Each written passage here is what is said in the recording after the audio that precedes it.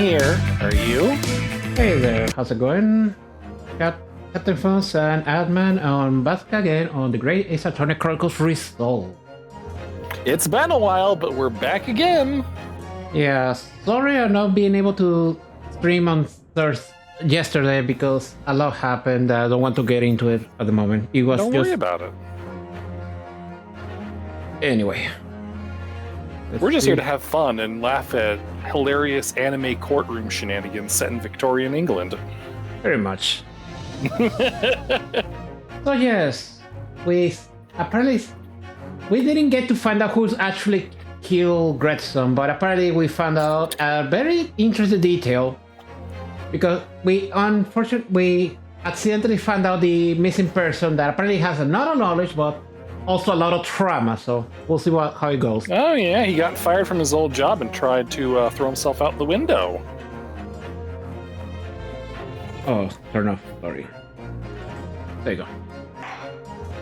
Okay, so now we're back to investigation. Let's see what Sholmes had to say about all of this. I'm sure he'll have a lot to say. We'll hope.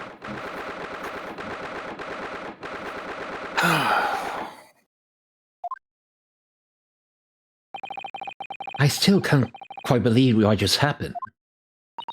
I know! I inquired with the bailiff after the court session was adjourned. And it seems Mr. Vigil was taken to the hospital to recover. Right.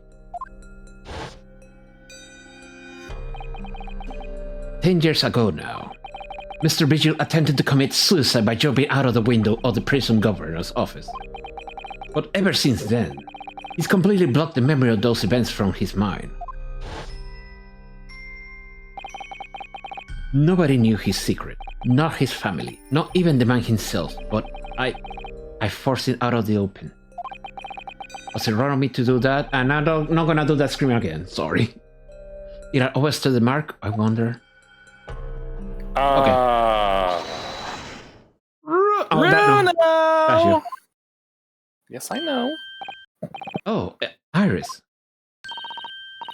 You were miles away. Anyway, I brewed a fresh pot of soothing tea for you. Oh, thank you. You and Susie have had an exhausting day so far, haven't you?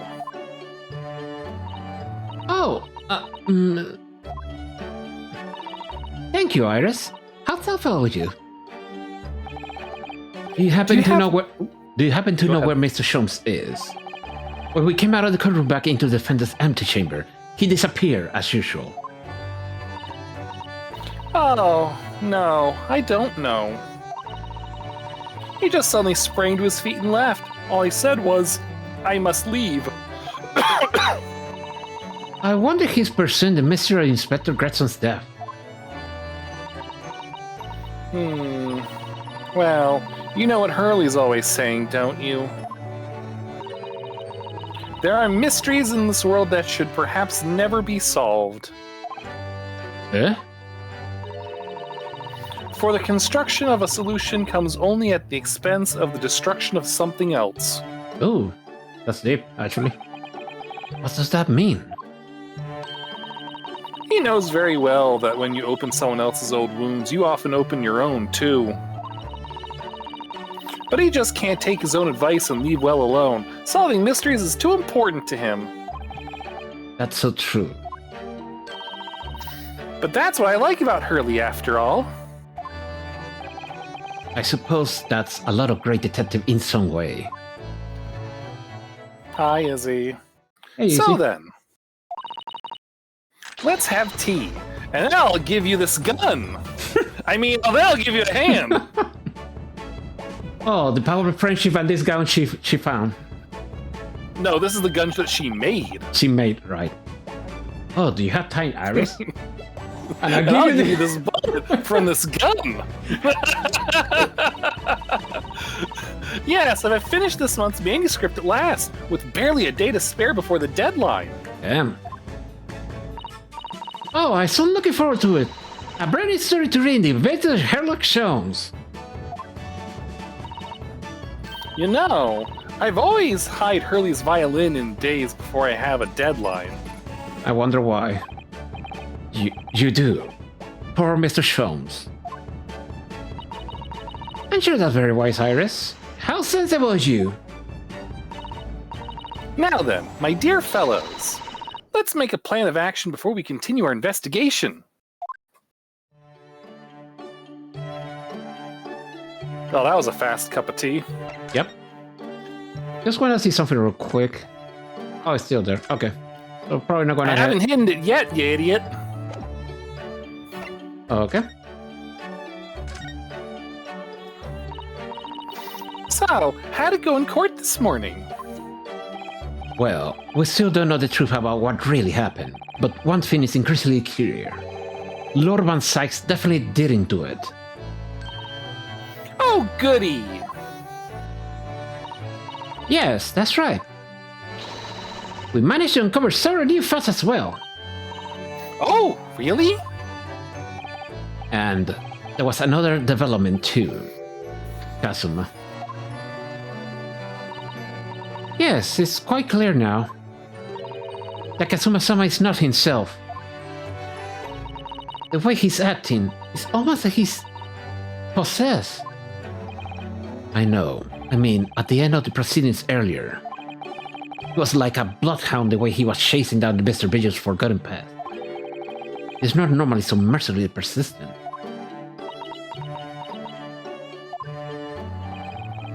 What's going on in his head, I wonder? I really need to sit down with Kazuma and try to understand what he's going through, and show him the ban for that matter.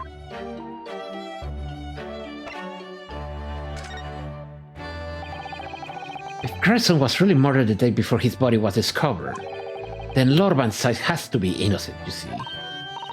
What? The day before? Well, that should be easy enough to work out just by examining the corpse, surely. Oh, you know what that means? Yes, you must bet so, but curiously, no sign of death was included in the autopsy report. That is curious. There are still unanswered questions at Lord Van Sykes, though, aren't they? Do you mean... I mean, what was he doing there on Freshman Street that day in the first place? Well, according to the man's testimony, he said he was investigating Inspector Grayson, didn't he? And it turns out that little room was actually the inspector's secret office. Oh, that sounds like it has all the makings of a wonderfully devilish plot. But then, why was that notice in there covered in all those particular papers? Papers about cases with a link to the Reaper. I'm starting to get a bad feeling about this. Oh dear, that sounds more like something horribly devilish. Let's start by looking into Inspector Grayson's movements of late. There you go. We don't just ask himself. Oh wait, that's right. I never imagined I had to be investigating Inspector's movements. Well, according to the entry in his diary, which happens to look like my book, he was carrying an incognito investigation of the Red-Headed League the day before his death. Oh, you mean he was doing the same as Hurley? Well, Mr. Sean was trying to apply, whereas the inspector was supposed to be investigating. I do wish I had been the other way around. Wow. Anyway, as it turns out, the inspector who went to investigate the Red-Headed League that day wasn't actually Gretchen at all. It was Mr. Vigil, in possession of Gretchen's identification. You know what that sounds like to me?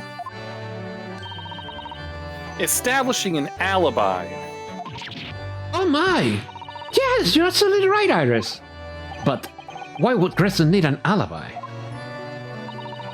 It would appear the inspector had something to do that he wished to keep secret.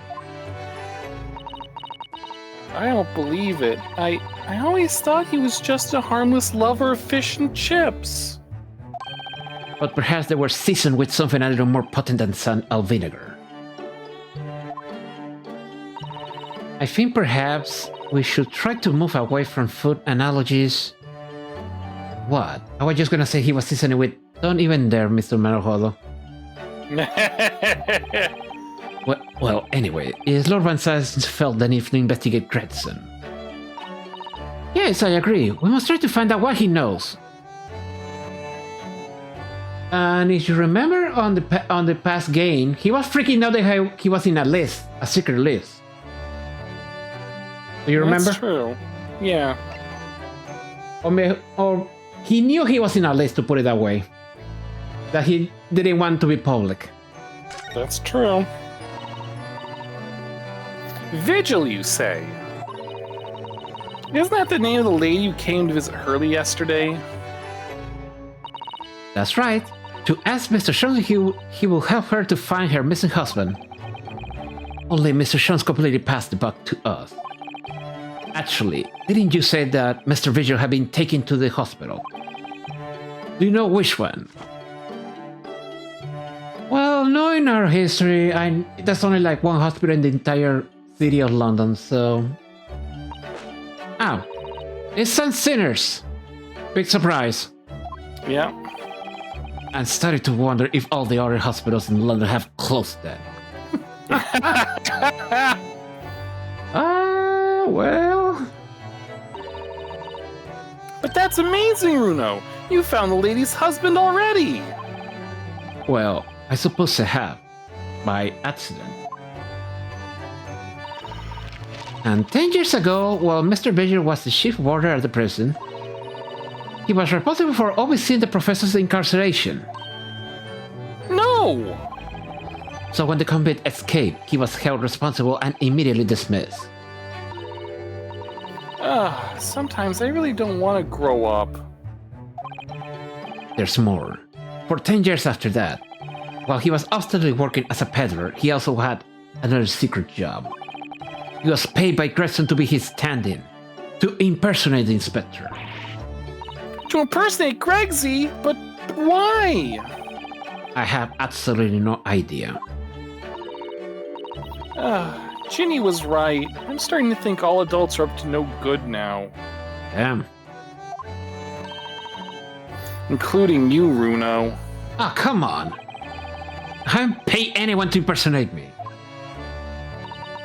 That means he has ties to the professor and to Inspector Gresson, though. So, I do think we ought to pay a visit to Mr. Vigil, don't you? Back to St. Sinners, then. Okay. Well, I think it's clear what we need to do, isn't it? We gotta shoot someone with this gun! I mean, let us investigate, my dear fellows! Oh, Iris, you're even more enthusiastic than usual today. If anyone has anything to hide, my special Wilson shooting iron will soon set them straight. Oh my god, it's a real gun! No! No! That... water pistol? You see, it's my special smart gun. It only hurts evil people. So I can shoot anyone I want. If they keel over, they're evil for sure. I mean, it's still full of a piping hot extra special blend of mine. Oh my gosh, he invented a pepper spray. Then I'm quite sure it would be very effective. I better be careful not to hide anything. Well, it seems a little strange that Mr. Sean is nowhere to be seen, but still. Let's go and see what we can find out. Yes! Yes! Okay, let's move on. Alright, so where should we go first? Let's see. There's... Okay, we cannot access these two places, so... Nope. So, Lord Chief Justice, the prison, Freshman Street, and hospital bed. Well, let's see if we can the find... Lord Chief Justice office. Yeah, let's see if we can find Kazuma. Yes, there he is.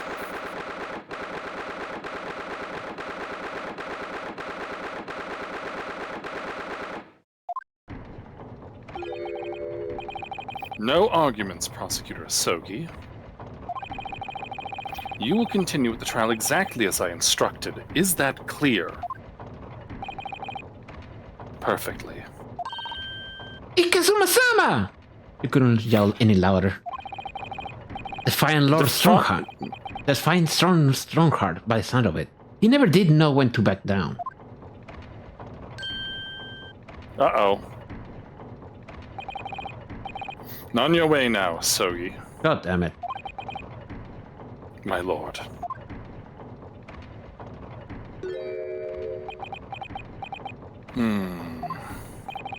Kesuma.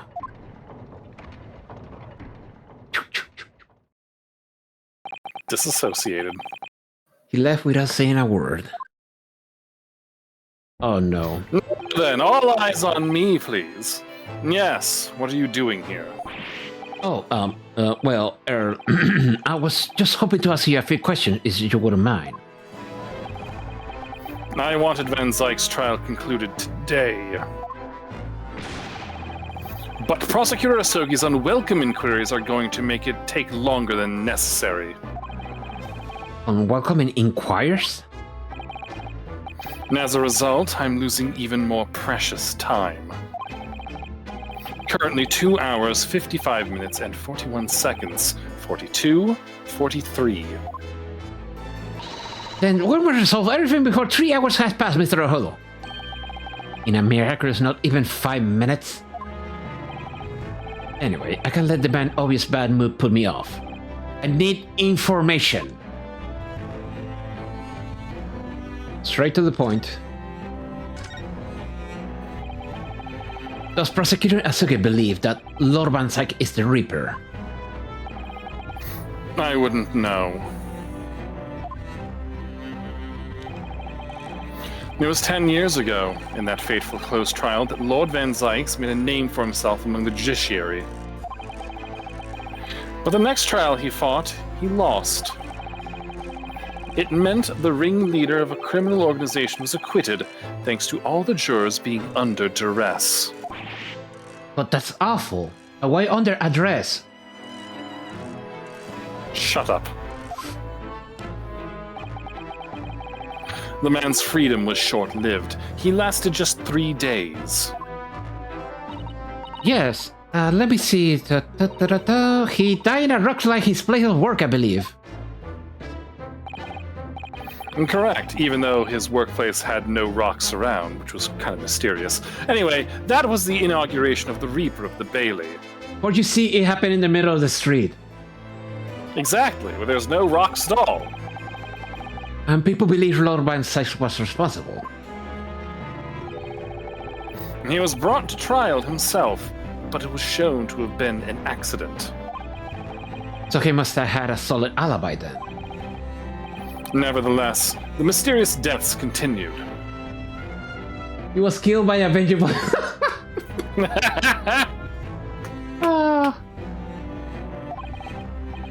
In total, 16 persons perished in unusual circumstances, ostensibly at the hand of the Reaper.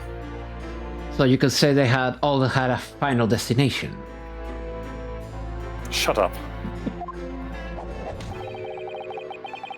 And that's a long run of coincidences. Well, the Reaper's strategy might as well be revealed by this trial. And the impact that revelation would have on the British public cannot be understated. Is that why it's a closed trial? Precisely.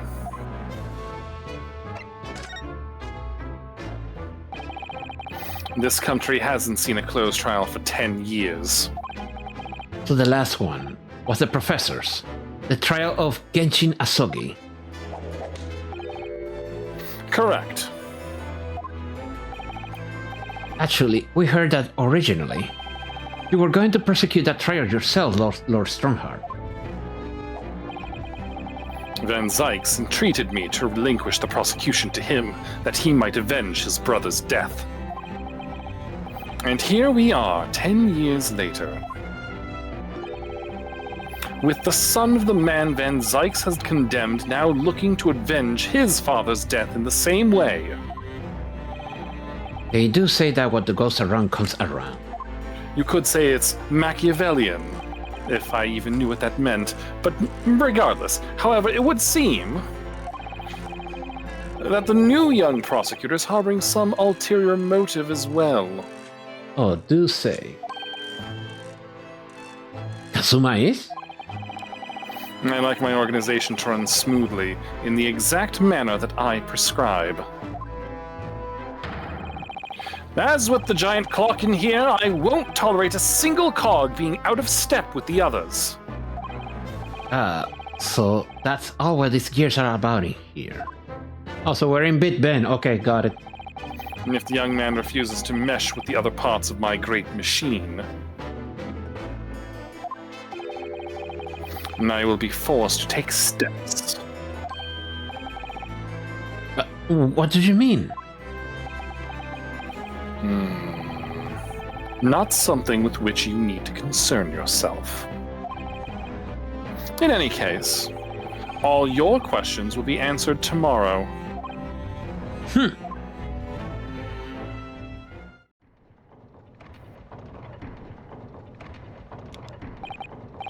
Now, I shall have to ask you to excuse me. As of this moment, I've been delayed from attending my next meet by precisely 3 hours. Oh my, that is a long time. And I hold you entirely responsible. Even though we miraculously managed to fit everything in not even 5 minutes. I wonder you might agree to us, talking with the prosecutor Asogi? Oh. Discussions between the defense and the prosecution outside of the courtroom are generally frowned upon. However, I will make an exception in this case. Now go! You can find him in his office. Okay. Oh, thank you.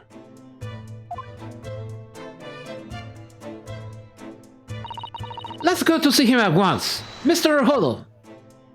Let's give him back his armband.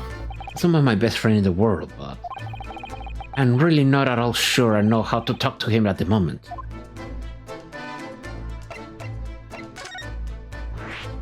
Okay.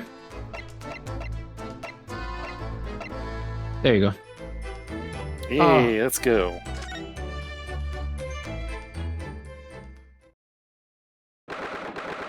Hey, this is Barrock's office. Mm-hmm.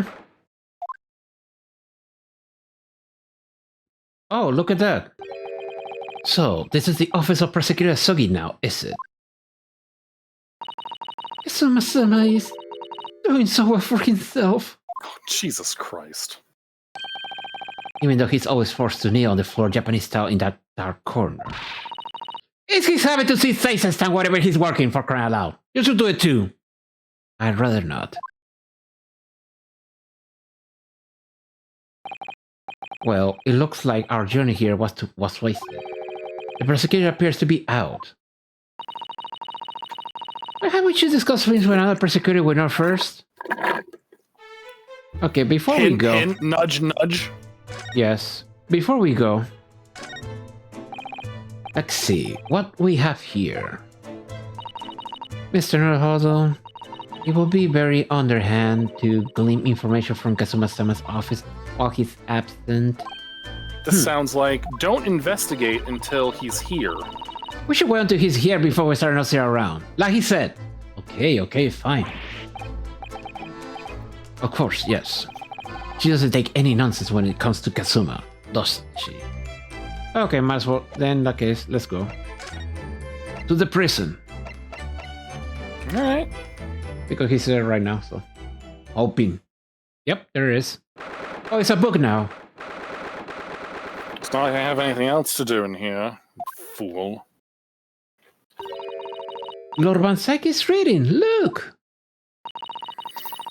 Wow, I didn't even think he could read. Wow. He doesn't seem like he wants visitors, does he? But he must have noticed that we're here, surely. I think that's the reason he's ignoring us, Mr. Naruhodo. Oh.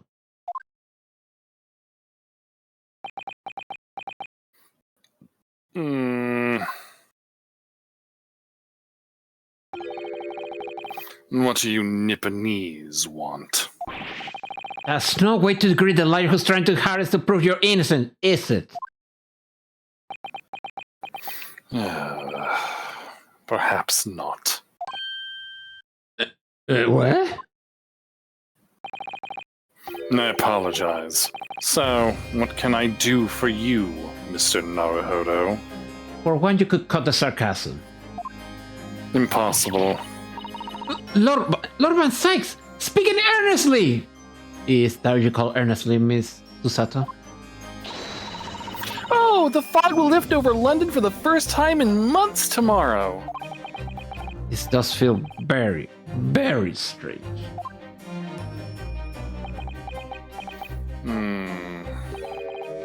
I must say, I was impressed.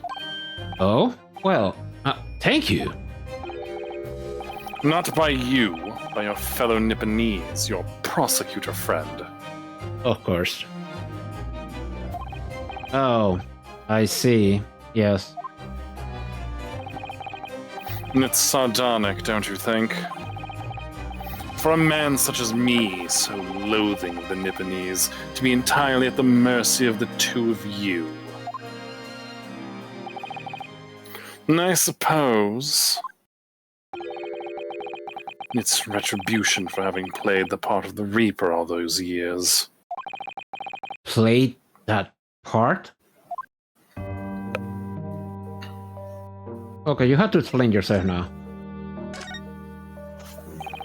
You once told me that you gladly allowed people to believe you were the Reaper, because it helped reduce the amount of serious crimes that took place in London. And if keeping quiet and playing the part befits the cause, a cause I myself am committing to pursuing, then why would I choose to say anything? But the henchmen of a criminal killed by the Reaper attacked you only the other day. And that was just the most recent of many attempts on your life, wasn't it? Someone is clearly profiting from your silence about this. Someone is using you! Believe me, ever since the Reaper first appeared, and I've been doing my utmost to expose him, or rather, expose the organization. It's a whole organization? And it's inconceivable how those accidents were orchestrated by one man. No, the Reaper always appears to have very accurate information, the accused in each case. Which can only mean that somebody at Scotland Yard is involved. Someone at... No, you can't mean... And it's taken me many years, but I finally identified the central figure in this Reaper organization. Oh no. Tobias Gregson. No. No! Gregson? The Reaper? You bet your sweet pippy, sunshine. So, the reason you were investigating Inspector Gregson because you intended to expose him as the Reaper? And as I said, the Reaper of the Bailey is no single person. It's a highly secret organization with close ties to Scotland Yard. But there's no doubt that Gregson was a key member of that organization. God damn. I don't believe it!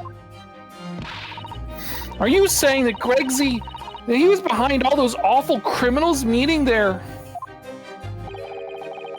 Gregson didn't do the dirty work himself. Oh! He was the tactician. His job was to covertly investigate the marks and plot their assassinations. In order to do that without arousing suspicion, he regularly needed a firm alibi. Which is where Mr. Vigil came in, posing as the inspector. Vigil knows nothing of the Reaper. But the room he rents on Fresno Street was almost certainly the headquarters of the operation. Gregson would have met the assassin there for briefings.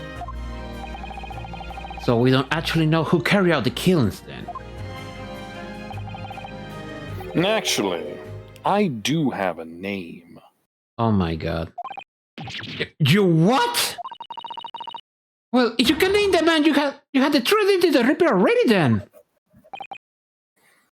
No, if I can name the woman. Oh. She's a young woman by the name of Asa Shin. Are you kidding me? Are you fucking kidding me? Oh my god. These names are a little on the nose. What? Shin? Oh, wait! Miss Asa Shin, the true name of a terrifying killer I only know well too well. Oh, it was her! Giselle Brett, eh? Yes. She came to Japan posing as a business student and murdered Dr. John H. Wilson. Then, just when it seemed that diplomatic protection would help her escape Japan and conviction, the mysterious woman was herself murdered in a small summer beach hut. And that woman was actually the Reaper of the Bailey? Hold on. No. Well then, who killed Mr. McGilded? Mr. Naruhodo, this perhaps isn't the place to discuss... No, of course not. We cannot mention it here. The fact that she killed Dr. H. Wilson. Because Iris doesn't know, and it's very likely that the man was her father. You think?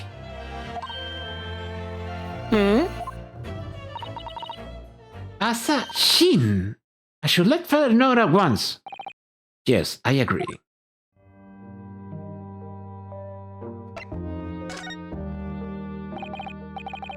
Kazuma, isn't it? Kazuma Sogi.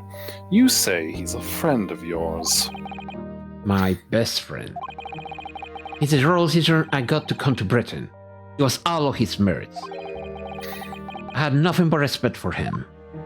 I see, so you leech upon his academic acclamations, and you pose in his place, and you steal his dreams. How utterly Nipponese of you.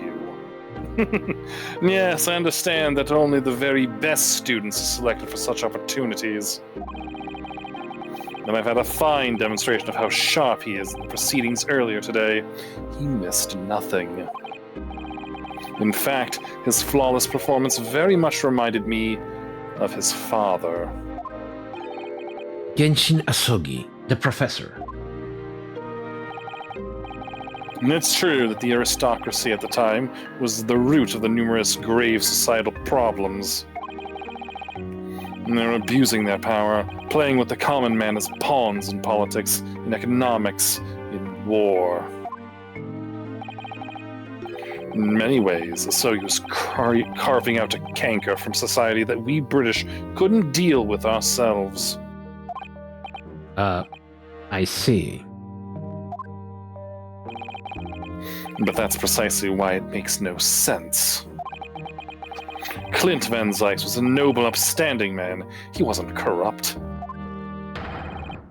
Why did that damn Nipponese have to go and take my brother's life?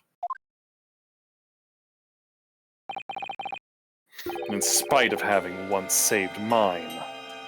What? He saved your life? How did that happen?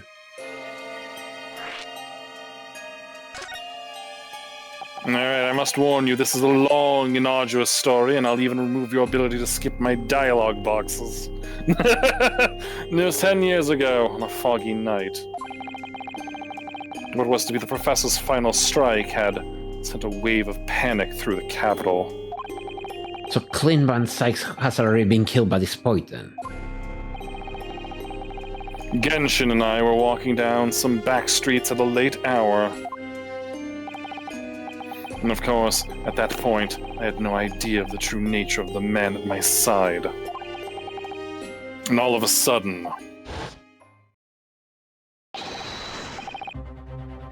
Don't make a peep! You're coming with us! We were surrounded. and all of our assailants were armed with pistols, their faces obscured by scarves. Clint was not only from noble heritage, he was a brilliant prosecutor as well. The scum of London hated the sight of him, and they had no sympathy for his younger brother either. And I had been targeted several times before already. Yeah, it's Van Zykes, alright, we got him! And I could hear them murmuring amongst themselves. I knew they were after me. But just when I thought my time had come... Can I try? Go ahead. If I let them kill you, Clint will never forgive me. It was Hisogi's voice, just a whisper in my ear. Ow. And after that, I don't remember exactly what happened. The next thing I knew, there was silence all around. Genshin lay on the cobbled street. Blood was seeping from his left hand. He'd shielded me.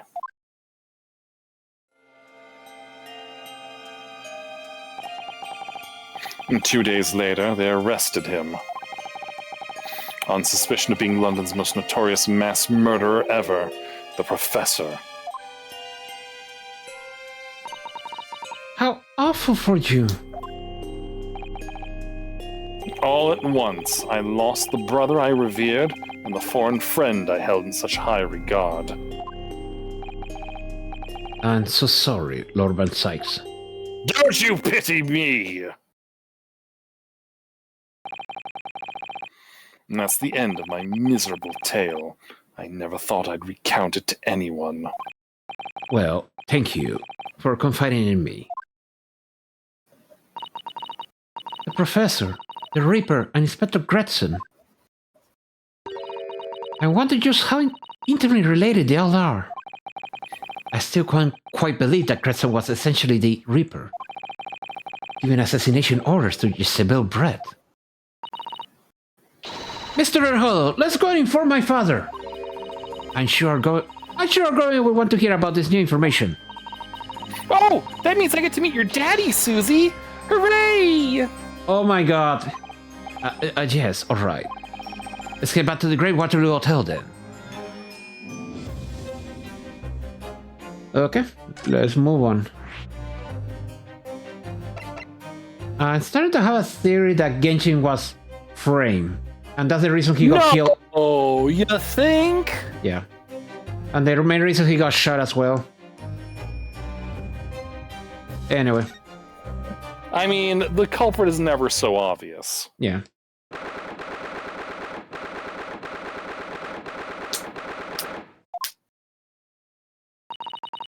I found it yesterday and I think it again today. This place so friendly. It's a wild guess, but I have a feeling you'll think the same tomorrow too. My tea has a finer fragrance than whatever they're serving in the tea room here, though, wouldn't you say? Ah, who we have here? This is an unexpected pleasure. I figure. Father! Oh, is that your daddy, Susie? How lovely! Who is this wild child? I mean, what a charming young lady. And you are...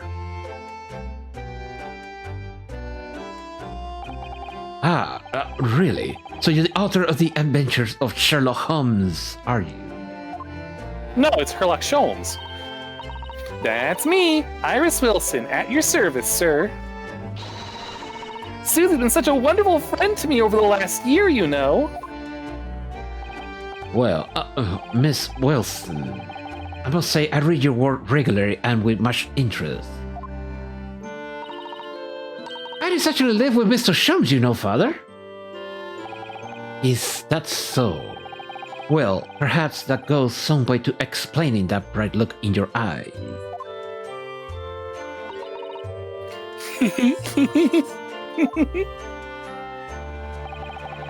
You wouldn't be smiling so early if you just knew how bright she is, believe me. Now then, John Naruhodo, it was a pleasure seeing you in action earlier.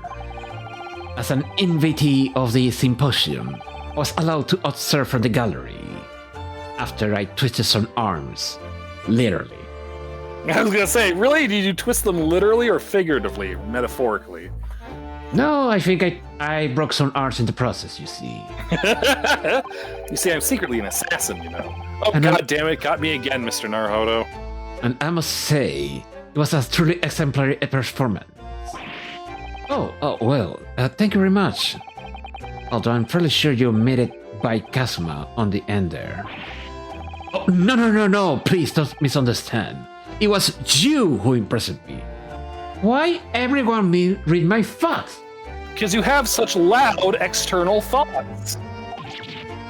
Really? You didn't miss a step against Asogi, and we all know how capable he is. Really, to have matured into such a fine defense lawyer in less than a year is quite extraordinary. It's very kind of you to say so. And really nice to hear for a change. What I saw in court today confirmed that I've been hoping for. The favor I mentioned yesterday, Mr. Naruhodo. I trust you haven't forgotten. I kind of forgot. You didn't even tell me. Oh, no, you did mention something, didn't you? But first, we have something to report, Father. Of course. Shall we take tea while we discuss matters further? I wonder where just Shigoku has got to.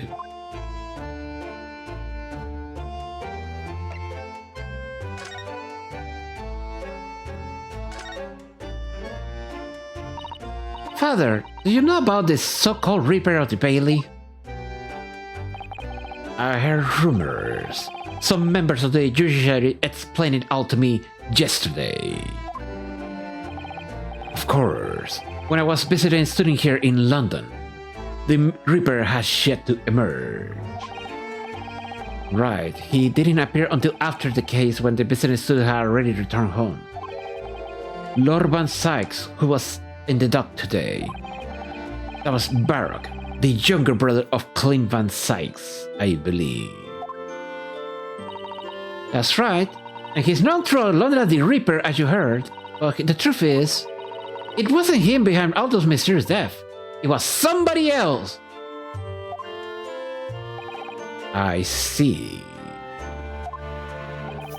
So what you're saying is, there's been a professional killer at work here.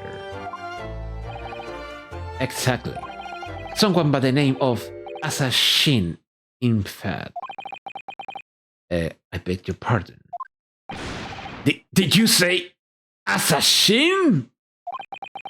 You mean that Giselle-bred woman who was responsible for killing my great friend? Oh shit! No, a friend of yours was killed! Oh shit! Professor Mikowa, I think we should discuss this right now. Oh, right. Because the professor was talking about his daughter H. Wilson. That's not something we want Iris to find out about. Not like this anyway. She's gonna find out soon, I have a feeling. No, she will, but...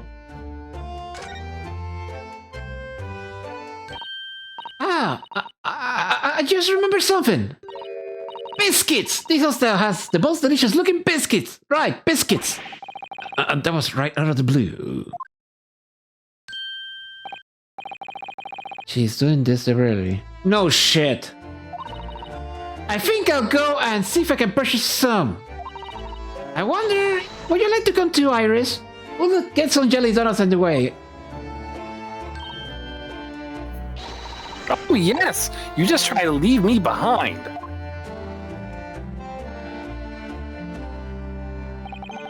So that young girl is called Iris Wilson, is she? Yes, that's right. And she's the author of all of those adventure stories starring the great detective show. But the name of the credited author isn't Iris, is it? It's Dr. John H. Wilson. Yes, I know. That's the name of her father, you see. Her father? You tell him... come on now. Mr. Naruhodo, my friend Dr. John H. Wilson has no daughter. Dr. H. Wilson was still in debt to the man for all the kindness he showed me during my time in London. That's why I was keen to reciprocate and invite him to the Imperial Jumei University 4 years ago. But he was murdered last year by Giselle Brett. Why? Why would the hand of the Reaper stretch all the way to Japan? Harris knows nothing about that case, but it seems very likely that the victim, Dr. Wilson, was her father. Well, I can't say that we ever spoke about his family, so I don't know if he has a daughter or not. But I think I can say with some certainty that he was never the Great Detective's partner. Wait, what? So it could have been a Dr. Wilson, you think? Well, John and Wilson are both common names after all. He had a twin brother. Jim Wilson? Yes, Dr. Jonathan H. Wilson.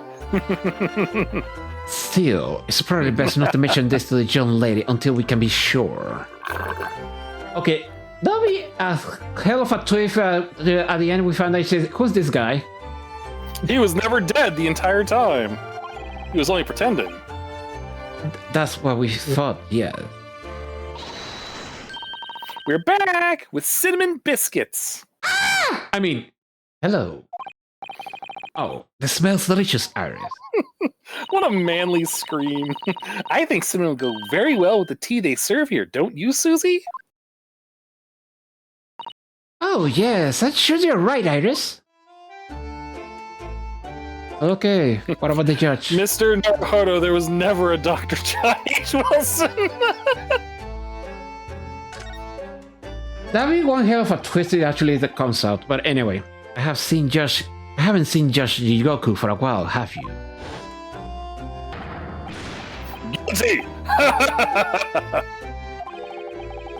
But that guilty is still ringing in my ears.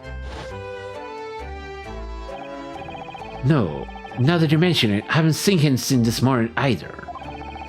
I suppose since the symposium's opening was postponed, he had gone to explore at the Gate exhibition. That reminds me of something you mentioned yesterday. About Josh Jigoku having once been in the dock himself? Ah, yes. It was all tied up with that accursed trial. The close trial of Kazuma's father. Seishiro was trying to mitigate Genshin's guilt, so he took to the stand to testify. But he got a little carried away and actually managed to break the witness stand. Wow. Wow. Are you Jack? Oh. Oh my. He also said some contemptuous words about the British Empire, to which he was charged. Oh dear. That was really easy to imagine him doing that. Well, it was all alright in the end. He was acquitted and we returned home to Japan together. Thank goodness! Ah yes, talking about Seishiro. I have a copy of the photograph we took together here yesterday. Please! Oh yeah, that photo. Oh, what a lovely picture! Oh my god! What? I forgot about this trunk he was carrying that day. Yeah, he has a big suitcase. It certainly seems to shout out, we arrive in Britain. Oh my god, no.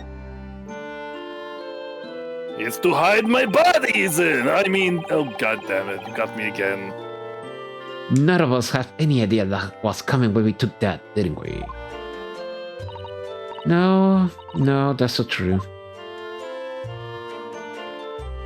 Okay, what is this favor? What is the favor? So, you mentioned a favor that you'd like to ask me.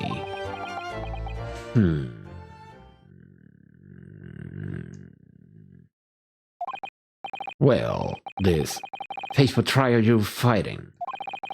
One way or another, it will be over before long. And when it is, I'd like you to accompany me back to Japan. You want me to... What? Father? What's the meaning of this? Now, Susato, you should understand. You've seen how our courts work firsthand. Japan's judicial system is in infancy, especially when it comes to defense. Oh, you mean the Supreme Court of Judiciary is in desperate need of a good defense lawyer? As soon as possible. Really quite urgently, in fact. Yeah, it's to face all the corruption charges that they're being pitted against. I've not even been in London a year yet. I read all of Susato's reports. I'm well aware of your extraordinary talents. I haven't seen you in action with my own eyes earlier today. There's no question. You, Naruhodo, are precisely the man our country needs. Setting it up for the third game already, I see. So, you'd be leaving then, Bruno? But what am I supposed to do, Father? You came here to serve as Sasagi's usual assistant. Oh yes, she's supposed to be Kazuma's assistant. Our government is still in the process of deciding how best to deal with his situation, though.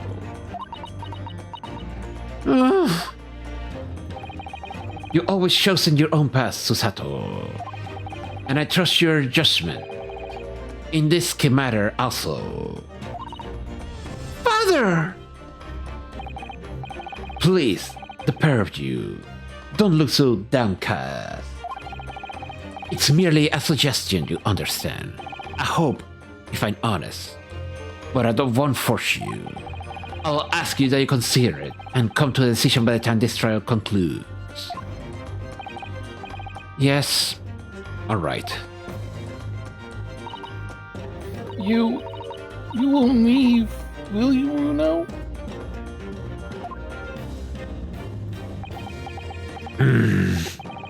So haven't even crossed my mind.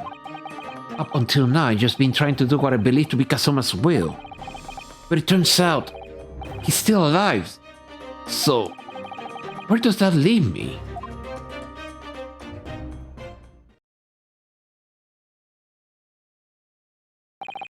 Well, you excuse me now. I need to telegram government ministers and the Japanese police with this information about Asa Shin. Of course, Father. Thank you.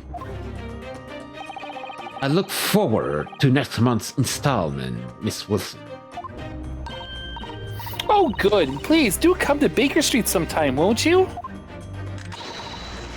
We'd love to entertain you with this gun. I will be delighted. And by entertain, I mean shoot. The better look out for tomorrow, Mr. Naruhodo. Now, before I go, let's go into these messages. Yes, let's go review these messages. Okay, we'll be back in a bit.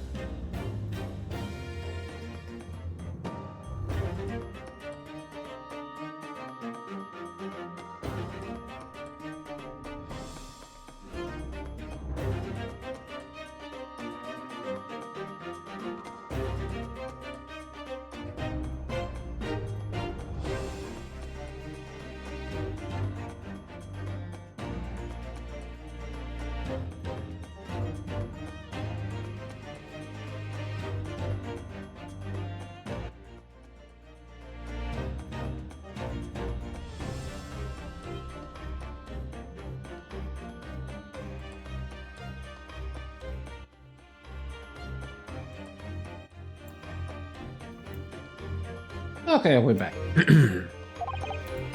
And give my suggestion your full consideration, won't you? Yes, I will. Coming back home already. That took a turn. You know, Kazuma-sama has always meant a great deal to my father. Oh, sorry. I'm sure he'll love the chance to meet with him and talk to him about a lot of this. Yes, no doubt.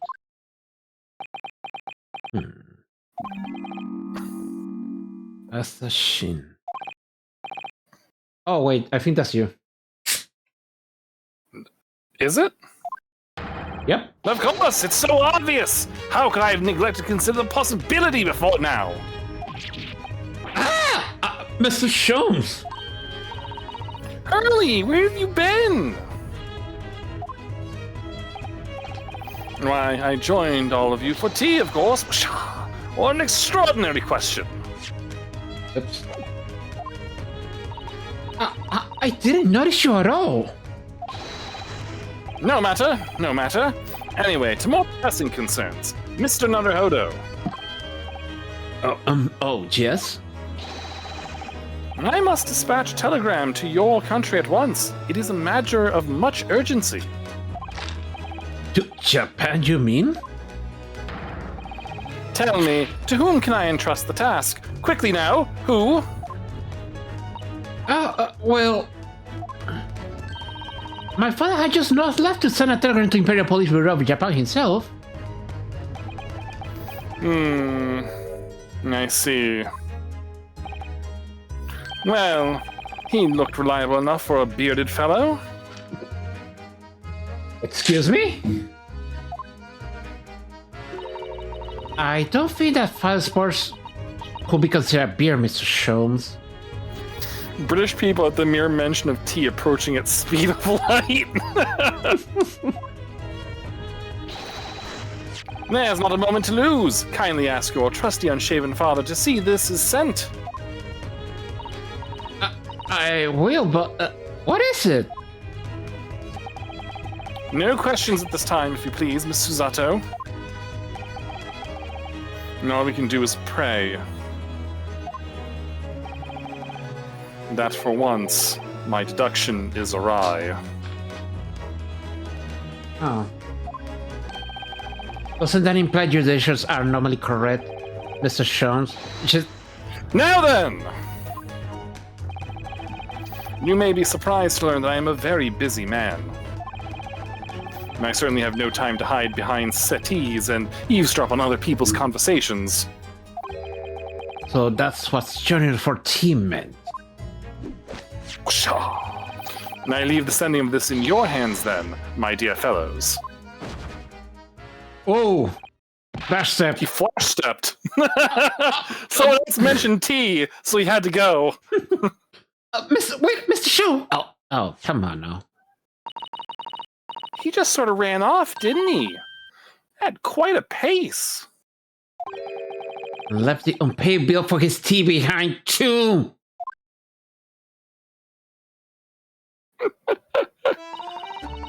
I must catch up with father at the telegram office at once. And I'll call us a cab. Straight away. With this gun. Oh, shit. And there was me thinking everyone will be clamoring to pay Mr. Sean's bill.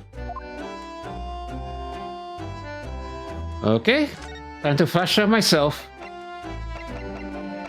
Where to go? Alright, so we going to prosecutor's office or Vigil's hospital bed? Let's go to Vigil first. Okay, that'll be messed up that the one time he tries to be wrong, he's actually right. Oh, just wait until the next case. Okay, let's go to see Mr. Vigil.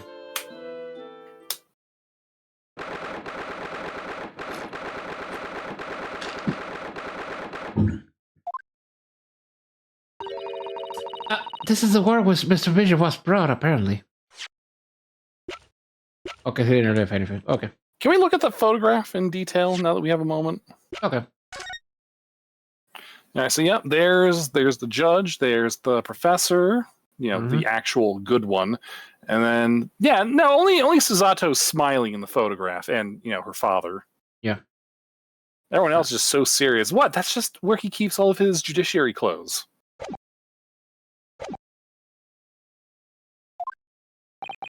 To be frank, I'm a little worried about seeing him again.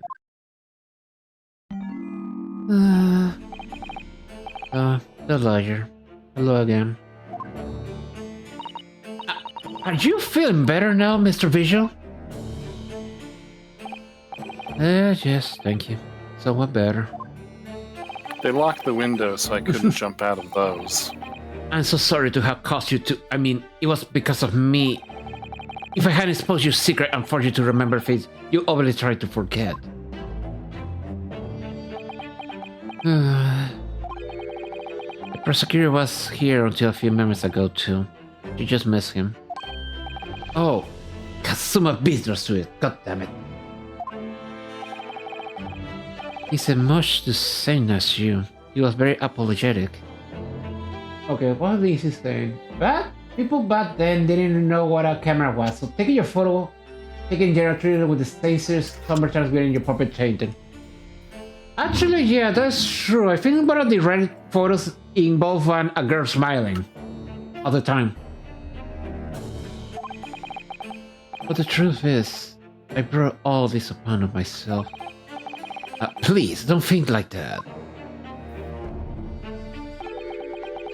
Keeping it from Avi, my wife, all these years, I carry such a sense of guilt. Well, that's not the worst of it. Over time, I obviously came to deceive myself as well. You mean about your dismissal? Looking back now, I'm beginning to think that perhaps Inspector Gresson didn't stumble across me by accident at all. I mean, he compensated me so generously for acting at his standing.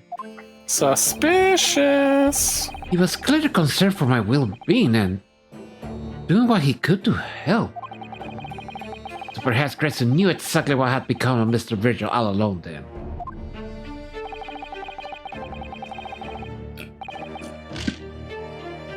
I'm sure this is just a search for 10 years of lies and deception, but... It wasn't me that helped the professor escape 10 years ago! It wasn't me! I swear it! I swear it's true! Oh, Mr. Virgil. I'm sure you'd rather not to share even more from your past at this time, but... Hey, let's show him his dismissal notice again. If possible, could you tell us exactly what really happened? I want to. I need to get all this on my chest. I just... Someone to tell me what should I have done. Okay, for a starter, look at this paper. We're such heartless monsters. Where is it? Oh, there you go. There it is. Mr. Vigil, would you mind casting your eyes over this? Oh, my head. It's throbbing. Oh my god, the left hand over there. Are you kidding me? What? Look at his hand. He's holding Yeah, an invisible. what's that? He's holding an invisible bar. Oh! Oh no, his hand! It's too soon. It's too soon, Mr. Hall. It's too much for him. It's too much for me seeing his soon like that. And holding an invisible wall for that matter. He's a mime. Maybe I should allow the evidence for a while.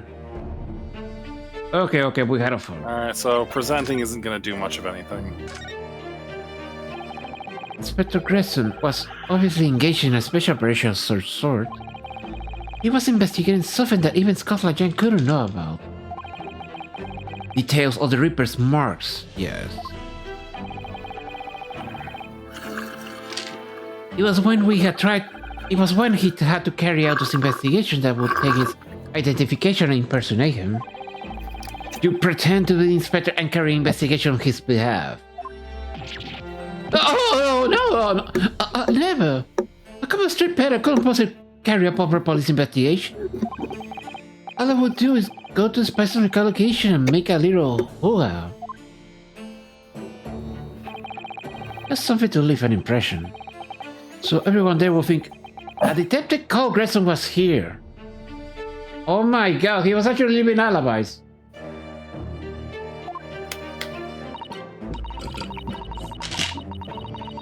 So, that's what you were doing on the day prior to the incident? Yes, he asked me to make an appearance at the park on Lime Street on the Red-Headed League event. So as usual, I flashed Inspector identification around while very vocal about my presence. But then you were taken prisoner by those red-headed fraudsters. Mamma mia! Yes.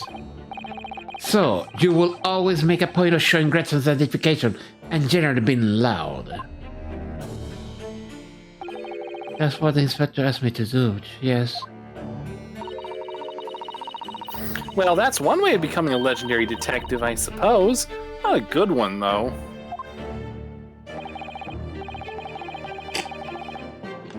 And as you know, I suffered this bruising around my neck at their hands. But the following day, they kept their word and released me.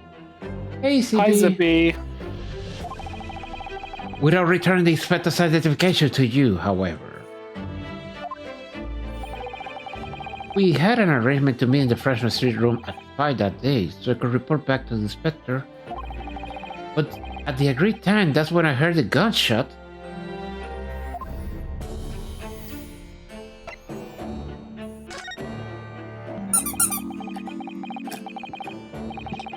Okay, I'm ready. I'm ready now this time. It was at midnight of 17 June, 10 years ago. That was the time scheduled for execution. But the professor's execution never actually took place, did it? Or rather, the execution itself must have been used to effect the plan of escape. I hardly dare to imagine what a shilling plan it was. Barclay was renowned for being the highest security prison in the country. Everyone that went in or out of the place was searched multiple times. But there was one notable exception. Or rather, one notable loophole. Something that was never questioned. Oh. I have a feeling I know what that loophole was now. The coffins in which the bodies of the executed convicts were placed, correct? Yes. Once the coroner had confirmed the death of a condemned convict, the body was taken in his coffin for immediate burial in Lowgate Cemetery just behind the prison. The chief warder first had to send the necessary papers. And after that, no member of the staff was permitted to touch the coffin containing the body again. Huh. When execution took place, only the executioner and the coroner were permitted inside the chamber. While waiting in the adjacent room for word that the condemned convict was dead. On that occasion, once I had that confirmation, I went to the mortuary to find a long coffin, as usual. The procedure was that I would sign the paperwork having shut the coffin, then nail it shut. But for some reason that day, the coffin was already nailed shut. No! I didn't think anything of it at the time. I assumed that my deputy was to shut the coffin and nail it shut before I arrived. So, you mean the coffin contained? Yes, I can only imagine that Sogi, having escaped his execution somehow, was alive inside the coffin. The coffin was then taken out through the main gates and deposited in Lowgate Cemetery. Presumably there wouldn't have been enough air inside to breathe for long. So in the early hours following the burial, someone dug up the coffin again to get Genshin free. But in the end, he was fatally shot in the graveyard anyway. What on earth really happened in Lowgate Cemetery that night, I wonder?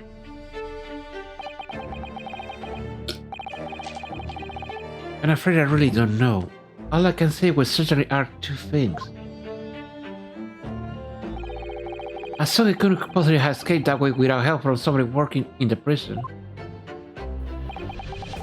And that somebody was not me. Yeah, that's obvious. We know she did it on purpose, but we don't know the full story yet. Obviously, you knew the man then. The professor, I mean, Genshin Asogi.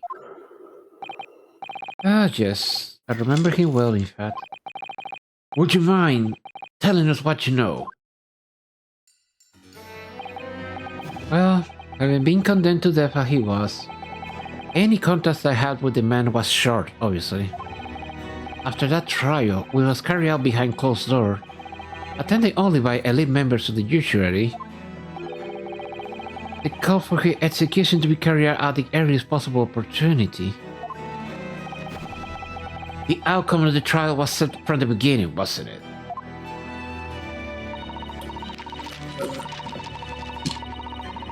It was a time of delicate diplomacy when Britain and Japan were in the process of signing an important treaty. That meant that this potential establishing case has to be dealt with swiftly and discreetly. The man had less than a week in total. As I was chief warder, I oversaw his short stay in the cells until his final hour.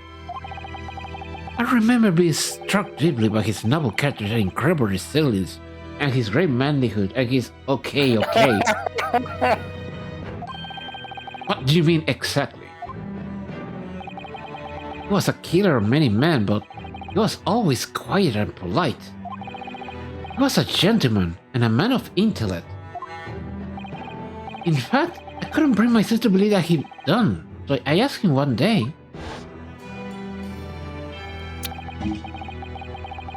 Those 5 members of the Cluster whose lives were taken, were you really responsible? I am guilty of the unforgivable crime of ending another human's life, yes. The following One very day, unspecific answer. Yep. The following day, the Cole's trial took place, and the verdict was no surprise. Guilty. That night when he was brought back to his cell, I saw something. Something unusual. You might say bizarre. He had a bullet wound in his left hand. Something unusual. What? The last will and testament of Genshin Asogi. What? I have it with me here in my pocket for over 10 years. As I said, I was on the night following his trial after he's been found guilty. I was doing the rounds of cells, and when I looked into Asogi's, I noticed he seemed to have a sheet of paper in his hand. His last will and testament then, presumably. As soon as he noticed me, he hurriedly shoved it behind his back. But why would would you find that so unusual? Isn't it normal for a man to pen a will when he knows his death is nigh? Yes, that's true. But there were special conditions to Asogi's incarcerations, you see. Oh, thank you, Easy. I appreciate it. What sort of condition? Well, even though he was held in a cell designed for condemned inmates, he was allowed to keep his personal effects with him, with one exception. Really? He was allowed his things? That is unusual, certainly. Of course, he's been convicted of killing 5 members of the aristocracy. But at the same time, he was a guest in our country for the Empire of Japan. The powers that be were determined that his final days shouldn't be needlessly uncomfortable. And what was the exception you mentioned? To the personal offense he was allowed.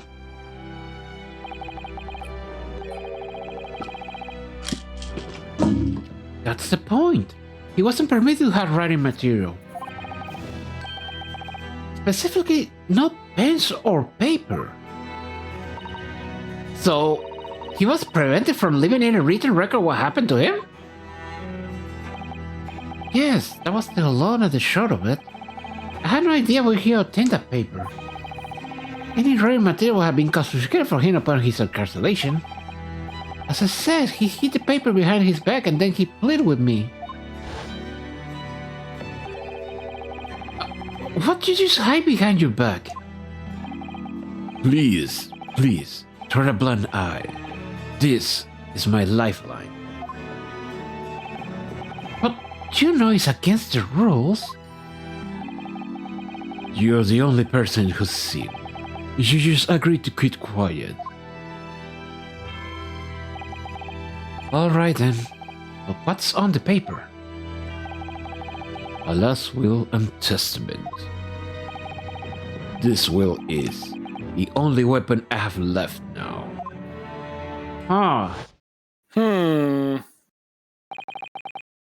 How can a will be a weapon?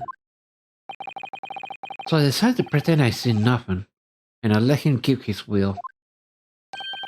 But then later, it just seemed to vanish without trace.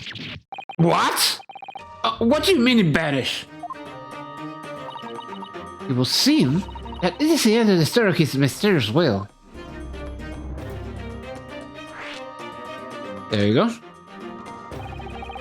I was the only person who saw Asogi's will, but somehow it disappeared. It was after Asogi's execution. Which was actually an elaborate jailbreak. The warders gathered up Asogi's possessions that were in his cell. They were all to be sent back to his running home in Japan, you see. Hi, Deacus. Hey, Deacus. Oh. Ah, sorry. The poor customer son. Oh wait, so he got the will. And you're saying that it wasn't anywhere to be found among his personal effects? The will, I mean. That's right. Though I didn't search through them myself. But Governor Kaiden was livid. He was screaming, "Akane have disappeared completely." Wow. Doesn't quite make sense though, does it? In what way? Well, we understood that only Mr. Vijay was aware of the will's existence. In which case, how did the prison governor know to look for it? Oh yes, you're right. I really don't know how he knew. But it certainly seemed as though he knew of the will's existence from the outset. Only he didn't refer to it as a will. What he said was the Asogi Papers. The Asogi Papers. I really can't tell you anything of the subsequent events. Because, well, of what happened. Just dismissal, and the way you block it out from your memory. I forgot all of this until today. I don't suppose it's relevant to the case, though. Well, anyway, thank you very much for sharing us, Mr. Vigil. We are very grateful.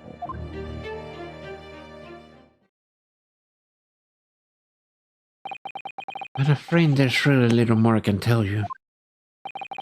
My wife's Evie will be here shortly, so I do hope I don't appear rude, but... No, not at all. Thank you again. No. We definitely want to stay here and make sure that she sees you. You won't even notice we're here. This man was born to be emo. Wow. But what will come of you now? Well, impersonating a police officer is a criminal offense, of course. I imagine that once I'm fully recovered, I shall be arrested. And then we'll be divorce number 3, for sure. I'm so sorry. Don't be, please. It was all my own doing. I always knew that this day would come. Well, I wish you well. Goodbye, Mr. Vigil.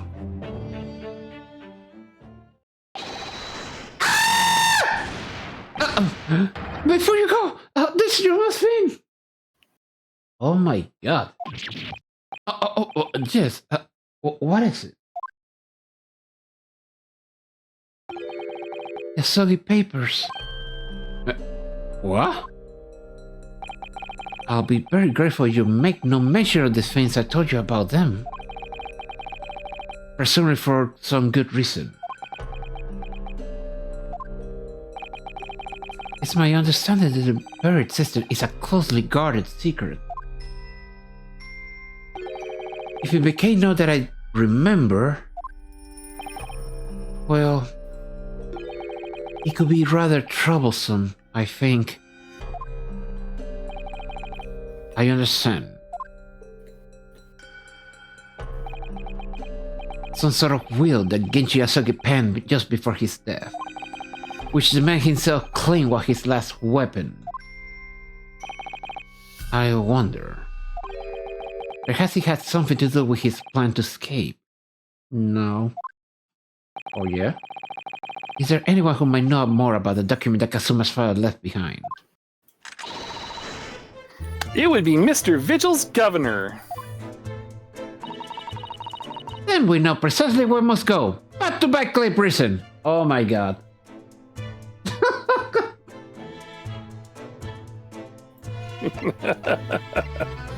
I should put some sound effect to that, but I'm not sure which one. I know the right sound. It's the unknown item pickup for Metroid Zero Mission. Okay. Share with them later. Yeah, I'll look it up when we get another break. Okay. So Can we just go to the prosecutor's office now? Let's try the prosecutors again. Where is it? Ah, It's at the very bottom. there you go.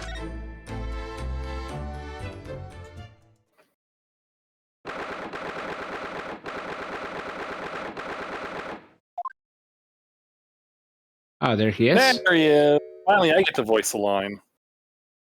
Kazuma.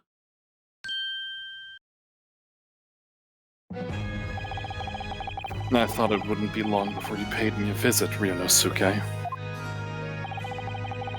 And I was right about what I said, wasn't I? Sorry. That you have all the makings of a great defense lawyer. Well, I always believed that you fulfilled your dream of advocating the British courts. I just never imagined for 1 second that I will be as a prosecutor.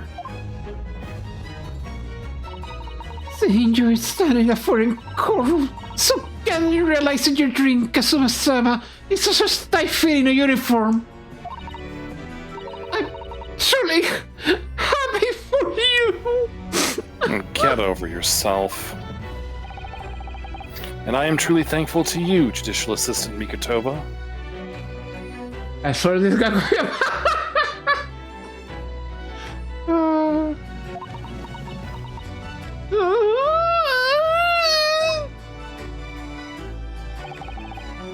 Ryunosuke.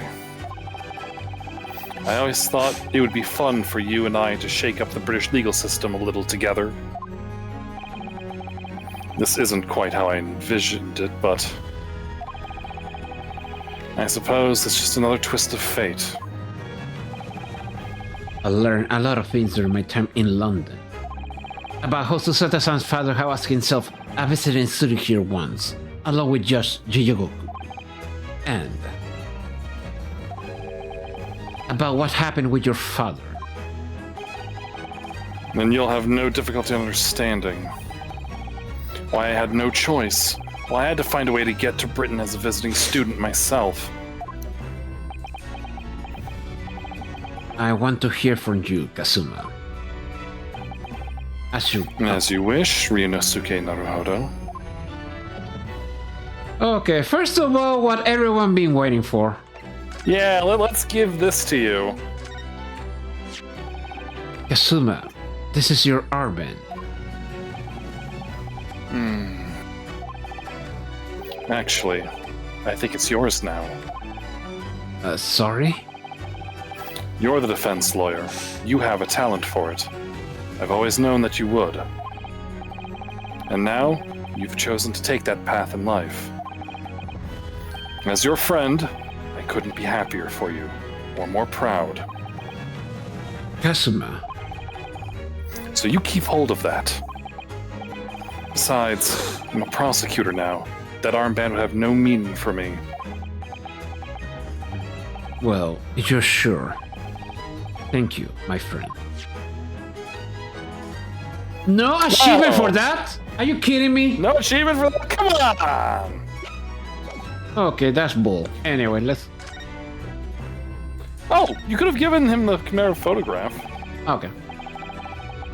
It's getting on for a year now, since what happened on SS Budia. We were heading across the ocean from Japan to Great Britain, when a bizarre series of coincidences led to those tragic events. I thought I lost my best friend forever. I must have been unconscious for a long time. When I awoke, I was lying on a bed. It was a narrow little room. There was a posy of flowers by the pillow. It took me a little while to realize that I was in the cabin of a ship. I slipped out of the room and headed up onto the deck. Were you already suffering from amnesia at that point? Yes, I didn't know what had happened or where I was. There was just this voice in my head. You have something you have to do, something no one else can know about. Go to Great Britain. Your task awaits you there. It was a calling I couldn't ignore. It compelled me relentlessly. Out on deck, I saw that I was on a huge steamship, and we were docked in a large port. It must have been Hong Kong! Yes. Nope. Yeah, no, yes, it must have been. Precisely just before you were due to carry your body off the ship. I had no idea of the situation. But I did have the feeling that this was in some way my last chance.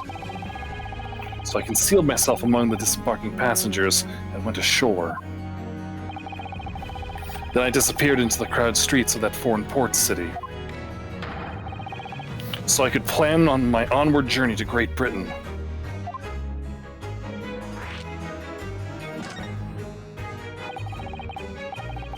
Just under a year ago, with all my past memories lost to me, I was left behind in Hong Kong.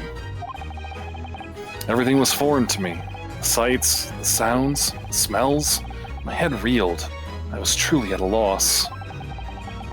I realized now that I had escaped as a dead man, with nothing but the clothes on my back. No money, of course. Oh, so how terrifying for you. Luckily, though, I had 2 feathers in my cap. And called them macaroni. Whoa! One being your knowledge of English, I suppose. That's right. And on the back of that, I was able to pick up some work as a deckhand on a cargo ship. Eventually, after calling at countless ports, I finally arrived at Dover. That must have been some 3 months ago now. Your formidable tenacity of purpose showing itself again. I mean, the man had lost his memory, had little to nothing to his name. But he still managed to make his way to London on the opposite side of the world. And of course, I had no idea why I'd moved heaven and earth to get here at that point. So, how did you end up becoming Lord Van Sykes' apprentice then? That can only be called an extraordinary stroke of luck, really. Is it? You see, I was stopped at the border because I had no papers. They took me straight to Scotland Yard. And by sheer coincidence, Lord Strongheart was there to attend a meeting. That's when the second feather in my cap came into play. Would that have been your knowledge of the law? Yes, exactly. Lord Strongheart was curious about an Easterner with intimate knowledge of British law. He took me back with him to the Supreme Court and assigned me to the prosecutor's office. And then, 9 days ago, you finally got your memory back after the trial involving Drebber. Yes, I did.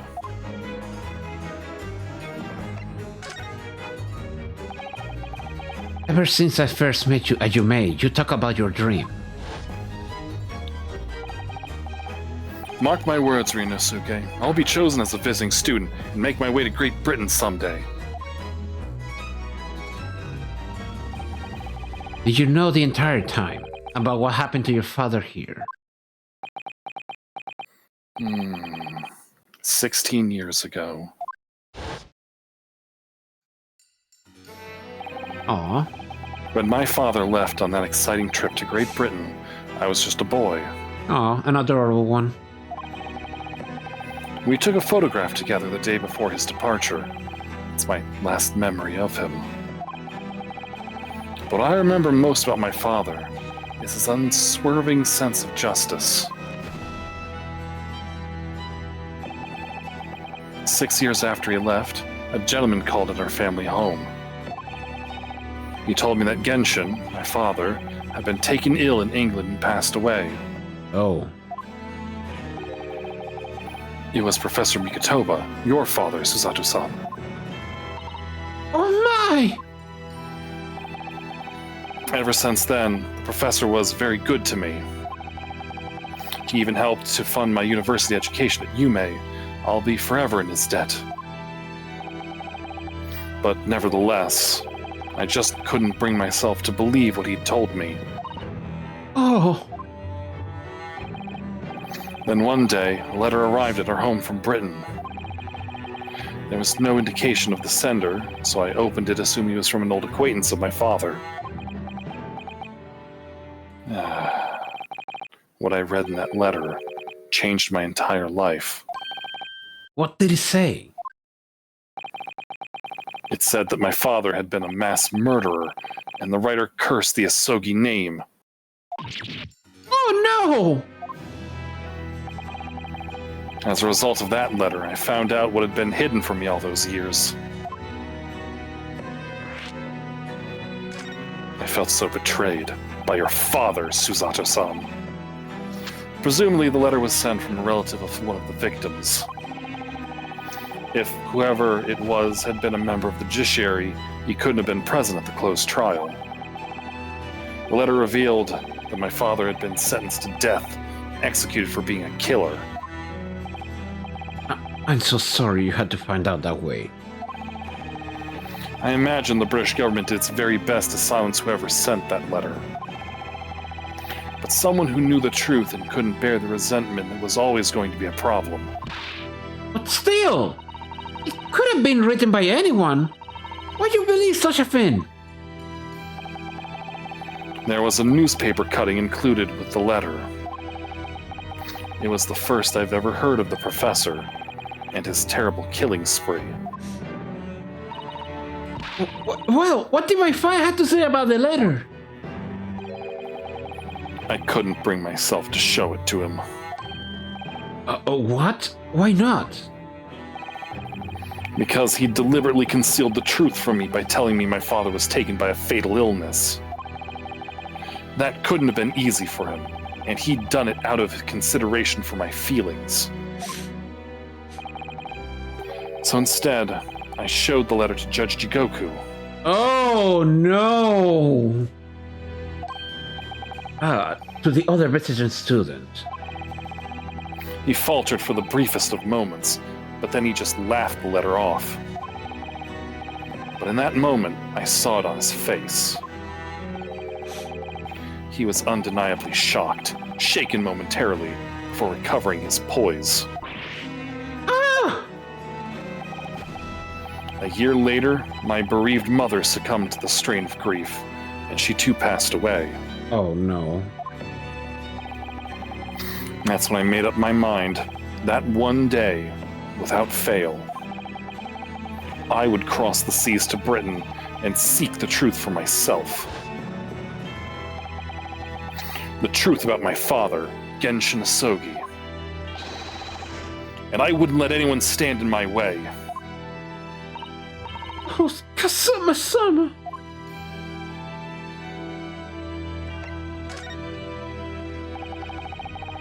What we learned today in court turned things completely on their head. You could say it was a turnabout, as they would put it. It was an impressive piece of lawyering, Ryunosuke no Hodo. Lord Van Syke isn't the Reaper, you know. I almost don't want to believe in myself, but it turns out that Inspector Gresson himself, the victim, was. It's clear that the inspector was behind the Reaper's activity all along. What? You mean you knew? Of course I knew. The real question is, who's been giving orders to the inspector? Oh. Yes, Barak von Zykes is the real Reaper. Huh? And I know that 10 years ago, it was him who decided my father must be a mass murderer and sent him to his grave. No! You are merely seeing that justice was done as the law dictates. He's not to blame. Ultimately, it's people who condemn people. The law's just a tool that they use to do it. And when a man condemns another, he must take responsibility for his actions. Of course he must. But I know for certain that my father would never have taken another man's life. Kasuma. On the contrary, my father's life was taken by the Reaper. I guess we need to present something, but what? Let's see. Well, let's take a look. What about the photograph we got? The commemorative photograph? Right. Yes. Kasuma, what do you make of this? There's only one place where defense lawyers and prosecutors should discuss evidence: the courtroom. So it seems you're still confused by the situation. That's what I make of it. I get the feeling my friend's always going to have the edge over me, isn't he? Alright, what else? No. What about the Reaper board? Let's try that. No. Or perhaps we need to talk with someone else before. No. Yeah, let's take a look at the office real quick while he's here. Okay. Oh yeah. So what's with the mock-up of the crime scene? What the? It's a scale model of the crime scene. Oh, yes, I realize that. Does the prosecution office make a model for the scene for every single case? Apparently so. Sometimes it helps to visualize things better and notice things you hadn't spotted before. Actually, the miniature notice board is my work. Be honest, you enjoy making that. You're right, I did. Okay, so much on that. What about the portrait? Let's look at everything. Do you know who the man in the portrait is? Why would I? What? But you're Lord Van Sykes' apprentice. Yes, apprentice, not friend. And during the time I was suffering from amnesia, I didn't even notice that picture. Oh, really? I mean, it's not the smallest picture. I wouldn't have the first idea what the man decorates his office with. Okay, so might as well bring it up. Oh, No, we can't. What about the wine? cast floors to ceiling, just like the last time we were here. Hollow barrels, I suppose. They're arranged accordingly to vintage, flavor, and region. Every week, they're all taken out and put back in order. What? Every week? Lord Van Sykes can't seem to settle on the perfect way of arranging them, you see. Vintage, flavor, and region don't neatly coincide. That's the trouble. Oh gosh, being his apprentice must have been a real challenge. Actually, no. Oh? He considers the task too important to entrust to anybody else, so he does it entirely on his own. Oh my god. So he's a barrel of last here and in court then. Hey! What about the bats? Oh yeah, the bats. Hello, His bats. familiars.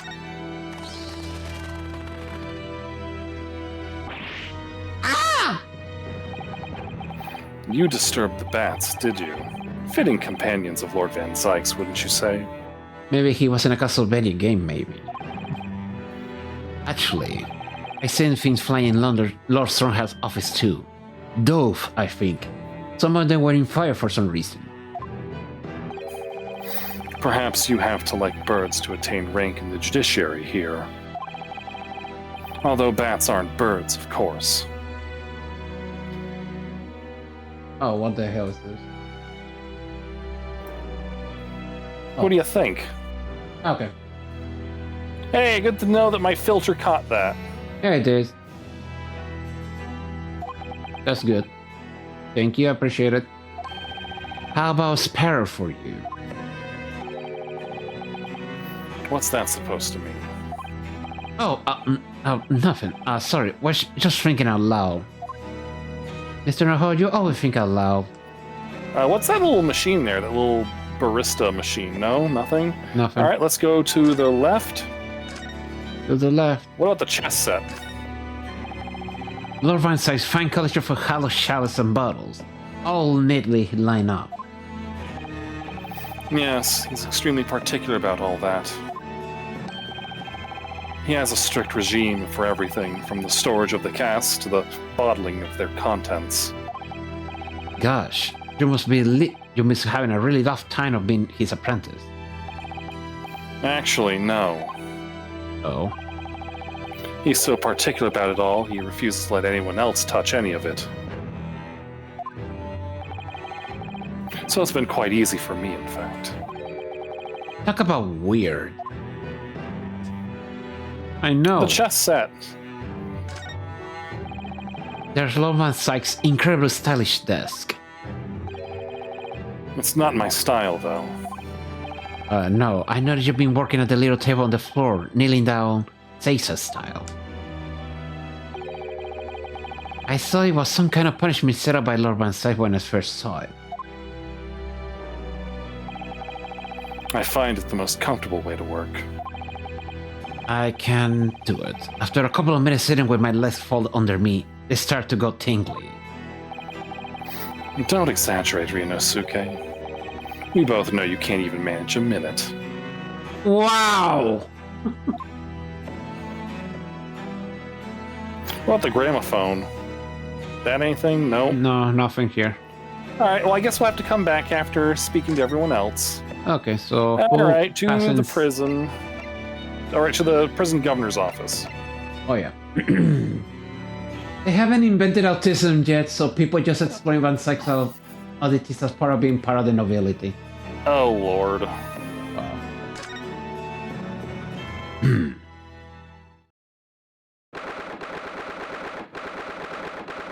Also, hi DJ, I see you lurking in the chat.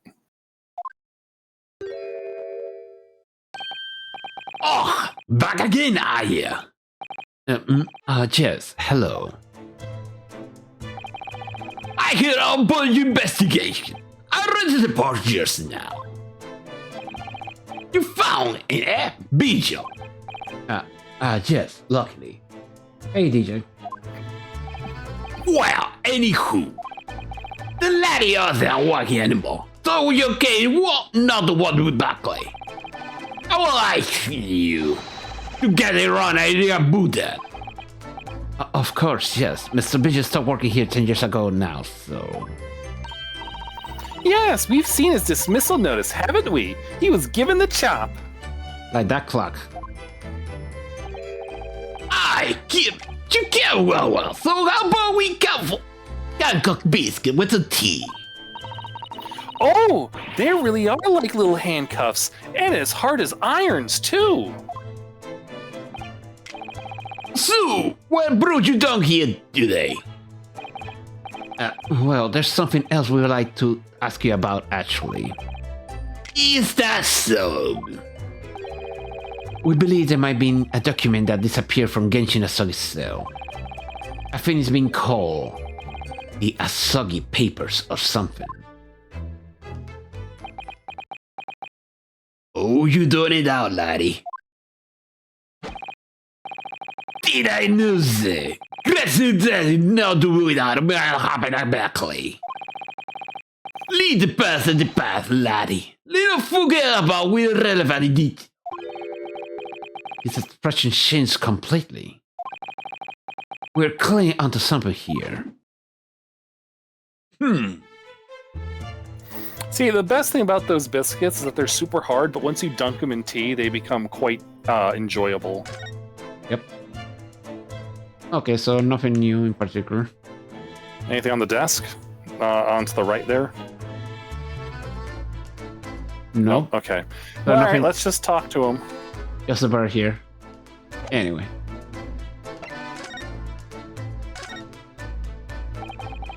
That mother botched kitchen and the whole mission escape. They were back like dark as our eye. A shocking investment. Because the convict had a collaborator on the prison staff, you mean? Aye, for shame. The colonel who confronted down the man after his execution got his sight. And my she was at the time, Bijou, who was in charge of the whole affair. But Mr. Vigil says he didn't know anything about it. The rascal wouldn't say otherwise, eh? More handcuffs? Oh, how can they say no? You can never have too much iron in your diet.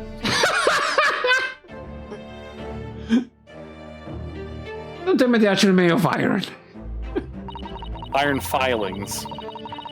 Well, Mr. Vigil has handed with dismissal notice as a result of what happened. He was so despairing. He jumped out of your office window, didn't he? I didn't like to say, but that just Bijou tried to get over it. Do you not think we had a job of chucking the crime in post, eh? I do. You wouldn't say otherwise, though, would you? Of course, I can't ensure a responsibility myself. I should have deceived me.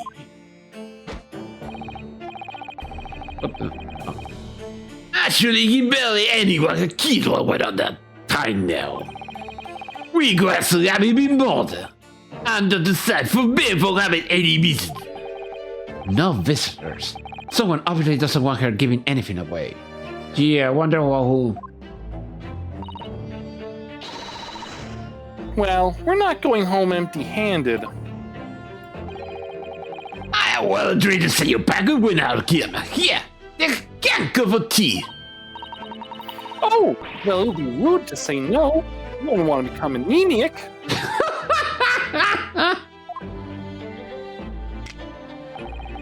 I suppose. Is there anyone who will be keen about what happened then? It be that last for the forensic division, Maria Gore. Maria Corey? I, Sight's daughter. You did not know more, just the one. Oh, But the wee barley falling and the man footsteps. You didn't see what that's happening then. Ah.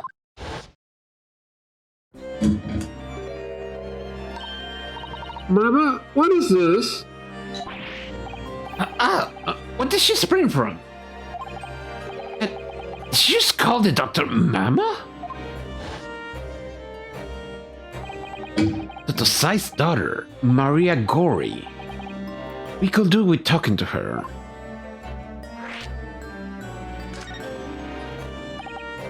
So, she's Dr. Sai's daughter, but her surname is Gori. Aye, there's some family history, I'm sure, but didn't get the ins and outs of it. She grew up watching her mom walking with the boy of folk who died straight sickle stuff. And to the sad same thing would not lie. I can understand it myself. Besides, And we have an ad break coming up. Okay. I'll be back in a while. Be right back.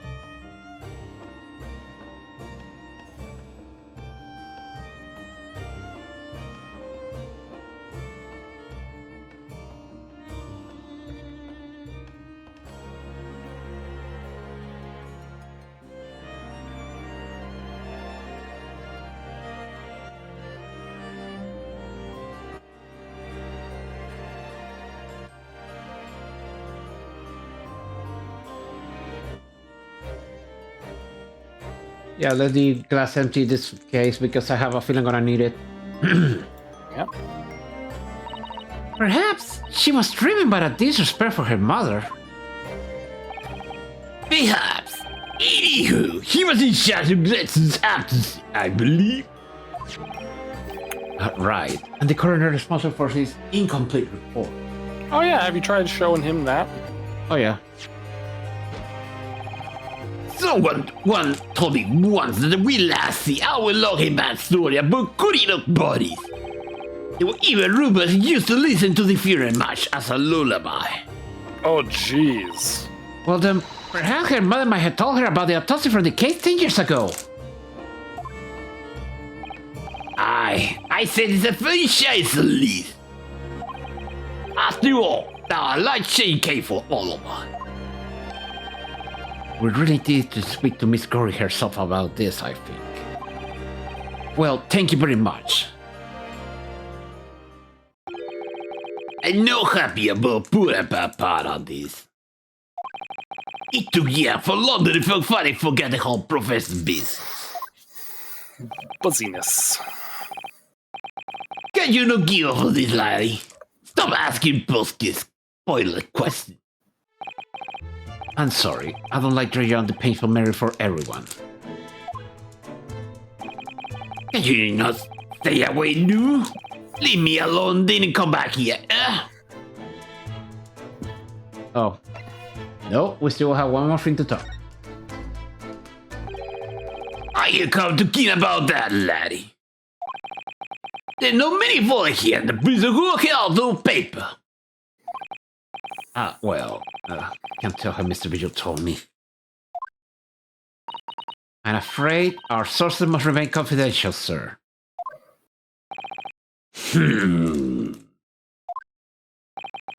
We're being led to believe the papers are actually a last will and testament. Is that right? The professors, or rather, Genshin Asogi.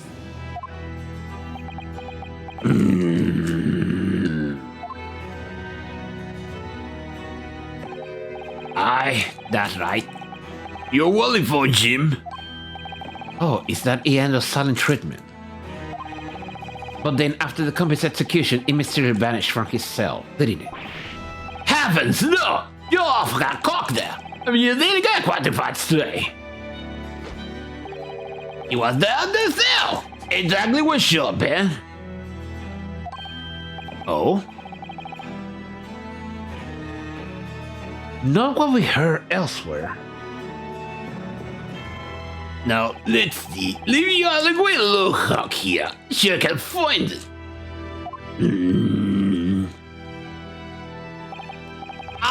Yeah. The last will and testament of Genshin Asogi, written with a calligraphy brush. Uku, I cannot read well this Japanese squiggle. Oh, of course. But my place, he leaves it out the worldly possession is on back here on there. Yes, that's correct. That's the case of it. She read something else. So these are the Asoki papers. Aye, oh dear. Paper written by Asogi, not about it. There's no mistake here, laddie. That you law. After all the sharps are the shites of the secure cell. We sent the man's position back to the client ship. And that was the end of it.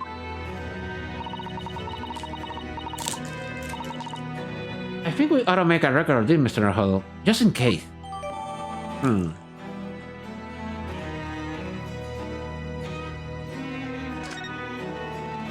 let's take a look at it. You shut up. Let's need to see this. Last will and testament of Genshin Asogi. I, Genshin Asogi, hereby request that upon my death, any or all material possessions of wealth belonging to me in London be delivered to my son, Kazuma Asogi, in the Empire of Japan. It is with my deep sadness that I set my fate in this foreign land, in the knowledge that I will never see my homeland or family again, but I regret nothing about my chosen path. Doesn't tell much. Yeah, he though. uses it to cut vegetables. Yeah, the carrots and pumpkins and onions. Because Waters, Stick it in at the start of the day, and by the end of the day, you get it chopped in half. because onions are like waters, the full layers. 1 feet above before you go away, Mr. Naruto. Oh, yes. Newspapers are now to put the crisis there. I prefer you didn't make no mention to the authority of Orion. I will you prefer. Consider an order for the highest level of government. I understand. So not showing me that. Or maybe. Unless. Governor Caden, would you look at this? Ooh, what are you right? How we make gang of beef? Oh, no thanks. I'd rather just cast your eyes over this. Or maybe you prefer real handcuff. Oh, no, not for me, please. Lovely offers, though. I was fought. Okay, so not showing him anything. Alright, so let's go back Okay. and give that letter to Kazuma.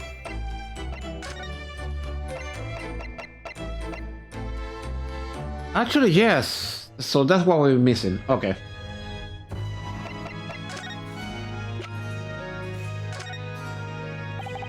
Kazuma, what do you make of this? Oh, jeez, no! Okay, so he's not gonna look at them right now, no matter what we show him. Oh, got it. Because we were ordered not to bring it up to anyone. Okay, so what else we need to go? Actually, we haven't gone to Fresno Street. Yeah, let's go to Fresno Street.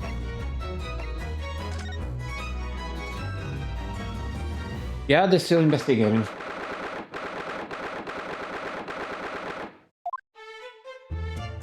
Or No one to converse with. anything? Oh, apparently we can see anything new. There are details of Say's cases stretching back to over 10 years on this notice board. Yes, a history of Lone Van Sykes' defeats in court. I don't think that's an appropriate description. Although, when you consider everything on the board, it's certainly true that all of these people had a background of dubious dealing. And in the end, of course, the board itself considered the inspectors on there. Oh my, it really doesn't bear thinking about.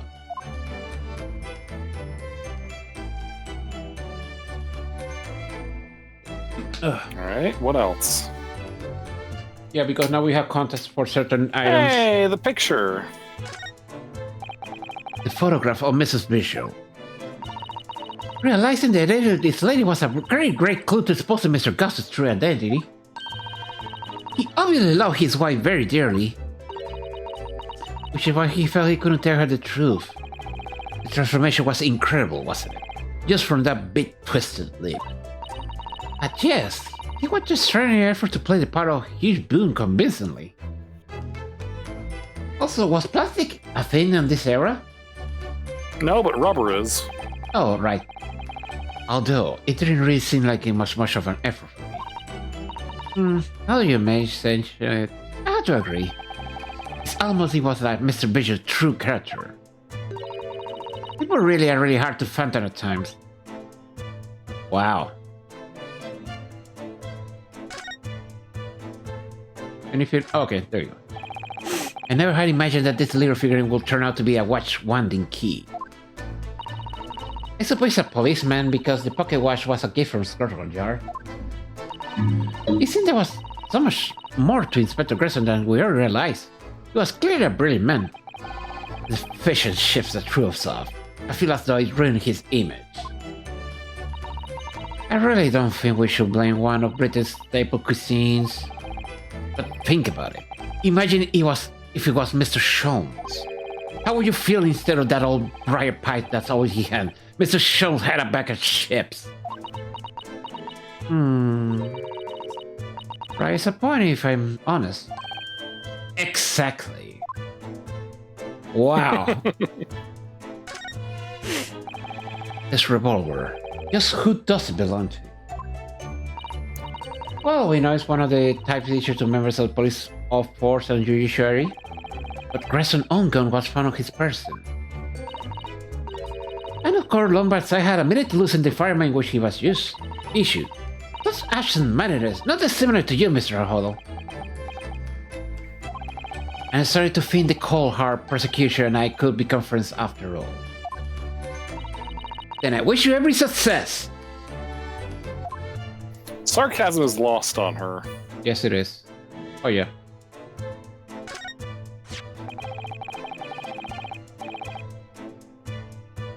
It catches your eye as soon as you enter the room, doesn't it?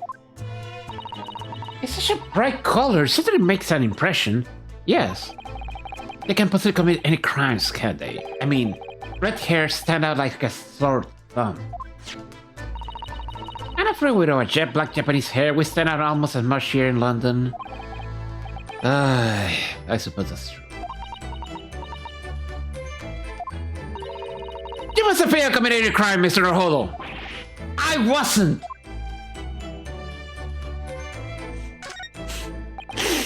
If it turns out that Grayson didn't actually die here at all, where on earth he could have been killed? Well, one way or another, we must find out, for the inspector's sake.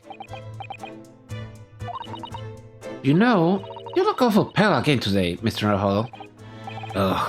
Sorry, when I start thinking all through, I conjure some horrible images in my mind.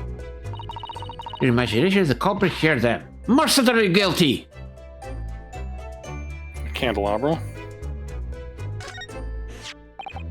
Using a candle as a timer device. Very ingenious, I must say. Yes, the culprit arranged so the firecracker will set off at 5 o'clock and then left. So that a loud bang was heard at precisely the moment Lord Van Sykes arrived, yes. If only he had picked up that gun on the floor. Something you probably told yourself once upon a time, I imagine. Yes, I learned that lesson by bitter experience. I should have turned and run a mile for sure. Which might not have done you any favors either. Okay, nothing much to see here. Okay, where else we can go? Can we try going back to another location? What one? about the hotel? Okay, let's try the hotel. Nope. No. What are we missing? What else do we got? Lord Justice? No. Sean's? How about the office? We've never gone there. Our office? Yes. Okay.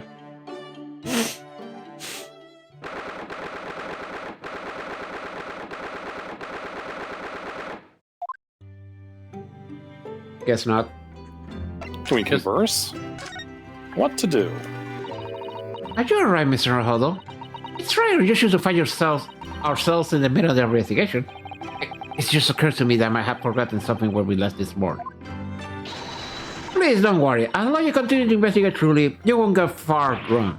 Oh, yes, of course. I must get back to work as soon as possible. Okay, no Well, much. that didn't help.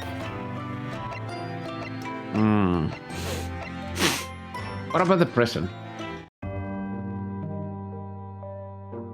Do we have something to present? No. We can try presenting, like, the will.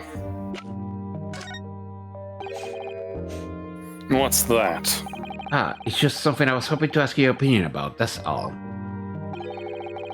It's a serious crime for the defense to attempt to extract information from the prosecution by illegal means. You're a defendant. I think we have more a defense and client relationship now, don't we? Okay. Obviously, we're not gonna get anything out of him. Let's see. We went there. Oh, he's still there. Huh. Oh, can we present the will to him? Actually, yes. Well, at least he seems to be on the bend. You know, the disguise of Mr. Gossip was really quite masterful, wasn't it? I can't remember anything about it except for the floppy lip. I imagine not even his wife would recognize him. Perhaps. but he really had to take it quite so far. Guess we cannot present it. Okay. No, we can't. Where else to go? What are we missing?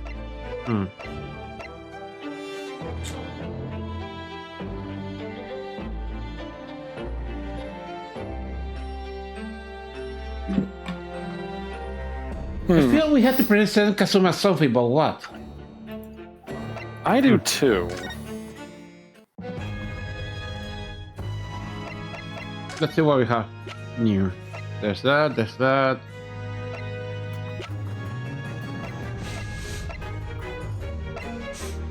Let's try this. Oh, it was that. This game went up with the trial, didn't it? As something as little W's, I mean. The fact that no time of death was recorded in Inspector Grayson autopsy report. Yes, there were some unexpected turns in the courtroom earlier. The suggestion you came up with certainly took everyone by surprise.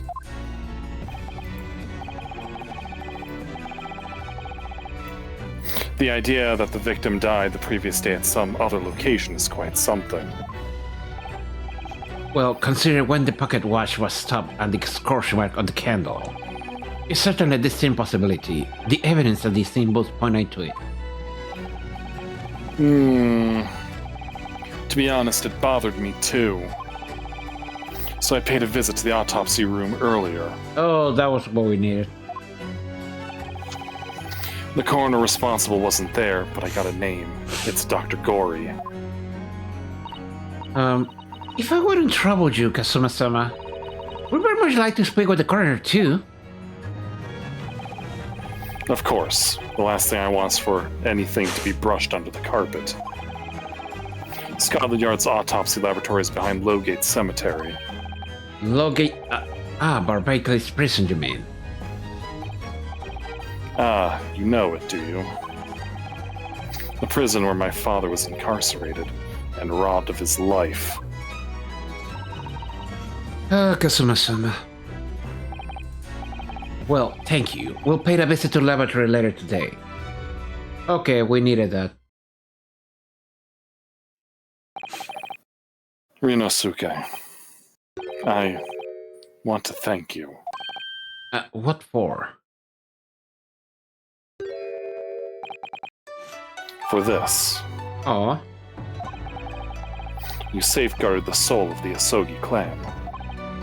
Well, it's a famous sword has been in your family for generations. My only slight regret is that I never got the chance to draw it before I returned to you. Karuma is said to have been forged by a master swordsmith during the Sengoku Warring States period. I come from a long lineage of warriors, many of whom were expert swordsmen. Well then, you're a sheep of the old block, I'll say. This blade, Karuma, is the symbol of the Asogi clan's honor and might. Apparently, one of my father's apprentices even took the blade's name for a surname. Huh. Really? Karuma. It does sound formidable, that's for sure. 16 years ago, when my father was visiting a student here in London, he had this sword forever at his side. Which is why it means so much to me that I have it by my side again now, too.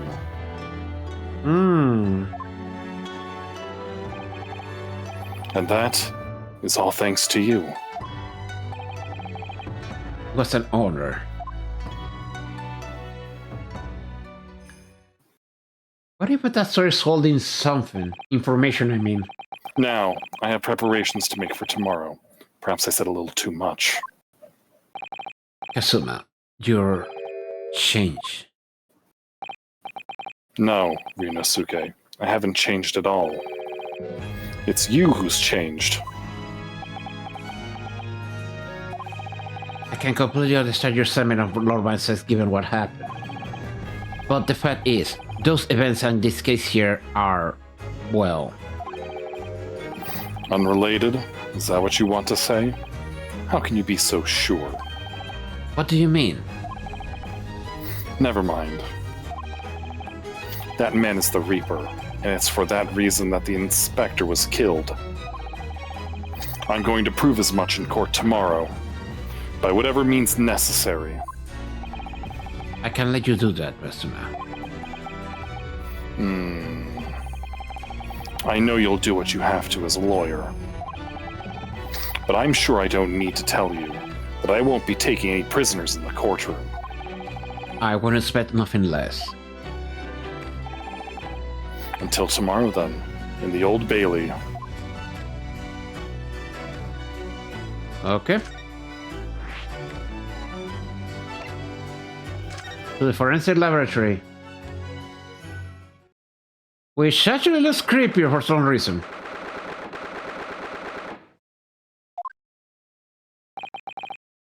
This place really is creepy, isn't it?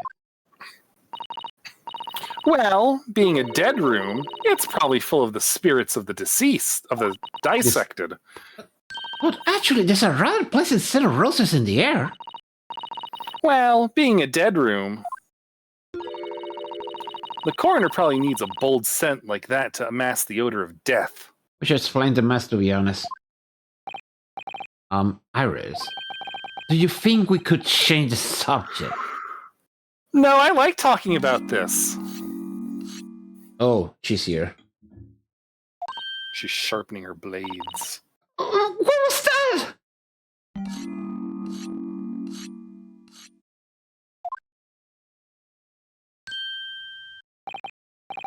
that? Dr. Gory.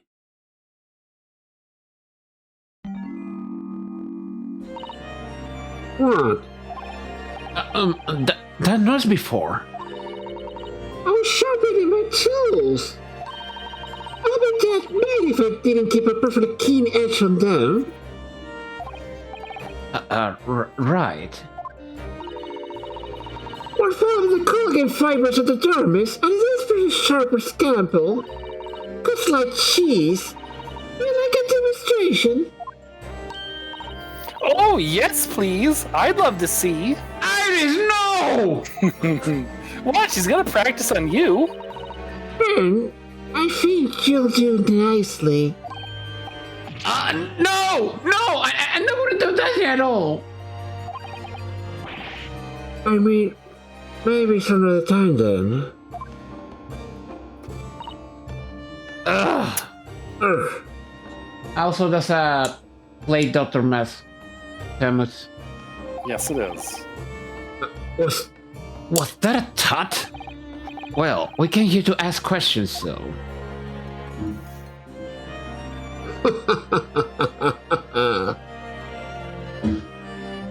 Actually, let me share those dolls.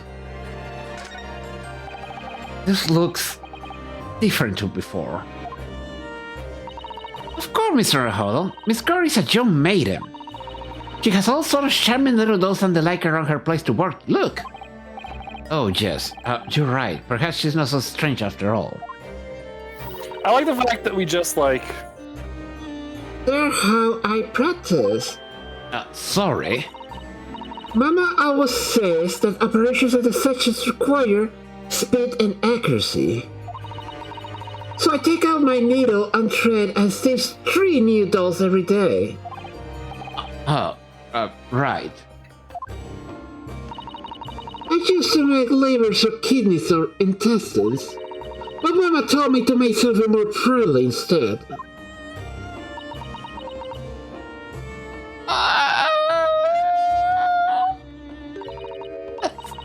Quite different to imagine. Yeah, I like to find it funny that we meet this person and then we immediately walk past them just to look at all their stuff in the room. Look at the bottles on the shelves in the cabinets. What assortment of chemicals. These ones here are labeled highly toxic. Oh, that's worrying. Because there are also things that look like salt and pepper shakers in here. Oh yes, and they actually say salt and pepper on them. The doctor probably spent a lot of time in this room, I suppose. Perhaps she has meals in here sometimes. Like a son, even when you're surrounded by death. Okay, so I guess they're not gonna say anything new, so let's just go straight to the conversation. There you go. We have actually met before. I'm a lawyer, if you remember. You're not that yet. What?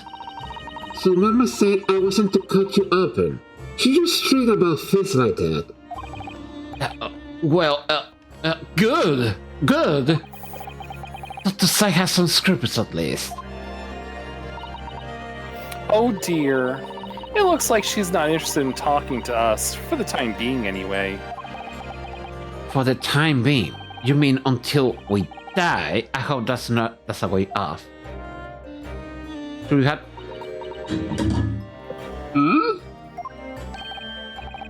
sorry, but I wasn't planning on dying anytime soon. Surely there's something less stressful way of making her listen. I guess we need to show her the just autopsy. present her. Yeah.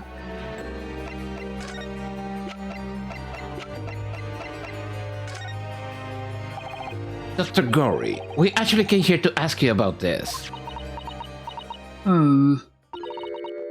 He was very good.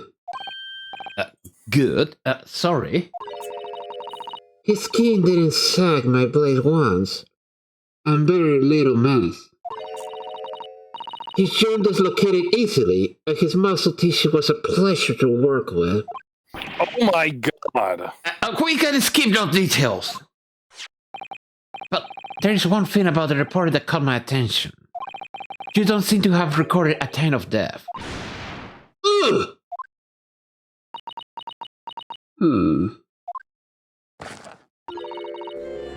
That's not my fault. Oh, that made me jump. I'm talking about a... Wow. Gothic. Wow, she's like an albino goth. Please tell us what happened. Okay, here we go. So, why doesn't this autopsy report include the victim's time of death then? It's really the most crucial detail. I was told not to write it. What? By whom? Mel Strongheart, the Lord Chief Police. He came here. Lord Strongheart came? Phrasing. He said that from the witness statements about the gunshot and the other evidence, it was obvious. The man clearly died at 5 p.m. on 1st November, when the gunshot was heard.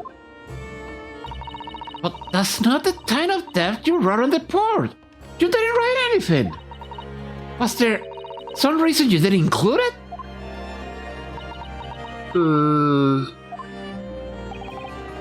Dr. Gory, you're hiding something under Lord Strongheart instructions. Then sooner or later, you're going to go to the same way as your mother. The fuck you said to me? Give it here then.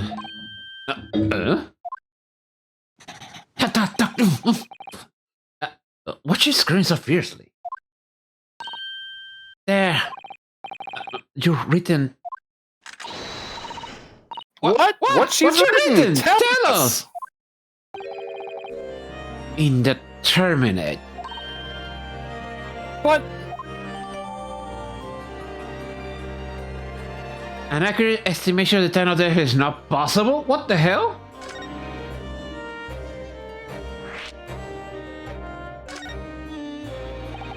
What do you mean by that? Why the time of death indeterminate?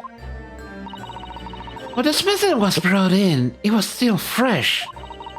So the time of death could easily have coincided with when the gunshot was heard. But there was one small discrepancy. The first time in the entire franchise you've updated the autopsy report, even if it doesn't help. What discrepancy? There was some fried fish in the pocket of the specimen's overcoat. And that fish has started to rot. What? Okay, so he died longer than we expected? It's a bit like fried fish. He personally liked to eat it before he went off. Well, Jess, What are you really trying to say? It's possible that someone tried to manipulate the apparent time of death. Manipulate? Is that even possible to do? Theoretically, if you were to shield the body in ice, you could delay the onset of putrefaction. And if the overcoat wasn't on the body at the time, Then only the fish would have started to rot. with today's science, it's not yet possible to determine if the body was shielded or not. But today's science is advanced enough to let you freeze a corpse, it seems. But surely, to shield a corpse like that would require an enormous electrical refrigerator. I don't imagine any medical house in Holland are equipped with such a device.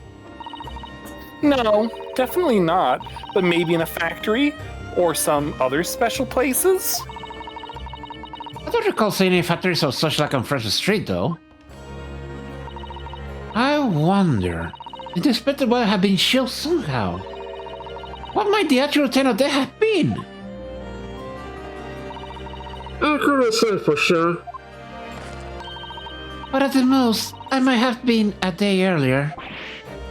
No! In other words, it could corroborate your previous deduction, Mr. Naruhodo. That Inspector Grayson was killed a day before his body was discovered. At a different location. Did you inform Lord Strongheart of this possibility? He simply said that there were no electrical refrigerators of that size in the vicinity.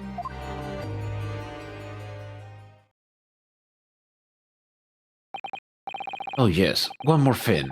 It's something the governor of Barclay Prison told us. He said that your mother, Dr. Sai, was responsible for confirming the death of the professor after his execution. The professor. Apparently, you always enjoy listening to your mother's stories about her work, so... We were wondering if you might know something about what happened 10 years ago. That's not all Mama did. Sorry? My Mama carried out the autopsy of Clean Van Syke as well. What, really? And why are eyes sparkling like that? What the hell? I don't even want to field an answer. The brother of Lord Van Syke's the professor's final victim. The idea of carrying out an autopsy on a member of the aristocracy was completely unthinkable back then. But the detective in charge of the investigation insisted, and it was vigorously authorized. That detective being Inspector Grayson, of course.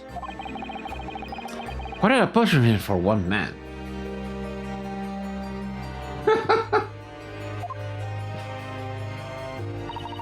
That autopsy provided the vital clue needed to arrest the killer.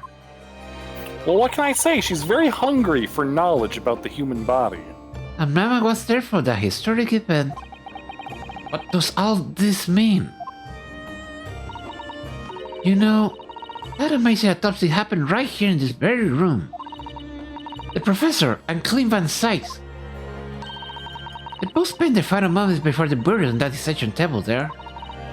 So this lab, Mama's lab, was instrumental in some of the country's most important events. She really is proud of her mother. I want you to tell us more about exactly what happened back then, Dr. Gory.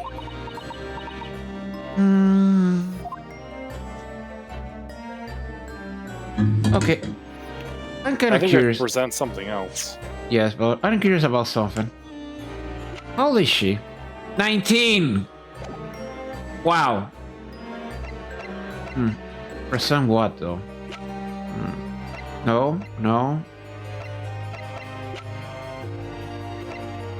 What about this? No. No. What about the picture? Could you ask your opinion about this? Don't forget, you're responsible for putting my mama in jail. Why should I help you? Well...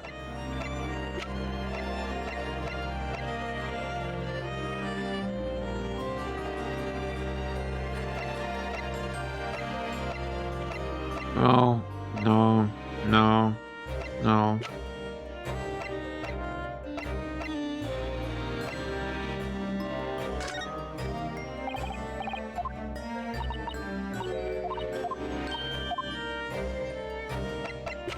So, there's nothing we can present to her? Oh, wait! About these photographs, Dr. Gory. Who's that? Wait, what? Sorry? It's Inspector Kretzer, of course, the veteran of the case. I see. I don't remember the faces. Internal organs, muscle tissue, bullet trauma. Those are the things I remember. Well, please try also to remember that I don't want to know anything about all of that. God damn it! This is gonna run on for quite a long time. So what we're missing?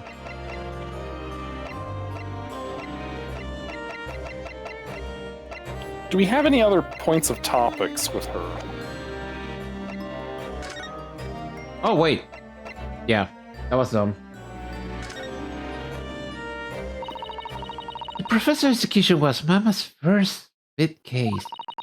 She had to be in attendance at Barclay Peace execution chamber and sign the certificate to confirm the convict's death. Mama is the best girl in the world, you know. I was so proud of her. But the execution didn't actually take place. No, and worse still, Mama actually helped with the jailbreak. I didn't want to know. Oh dear, you found out recently, you mean? I believe in her, in Mama, but now I wonder if I'm starting down the same path as her. You mean because you omitted the time of death on this autopsy report? But that's because Lord Strongheart forbade you from including it. Just like Mama. I'm sure she was coerced by somebody too. Yes, that's my feeling as well.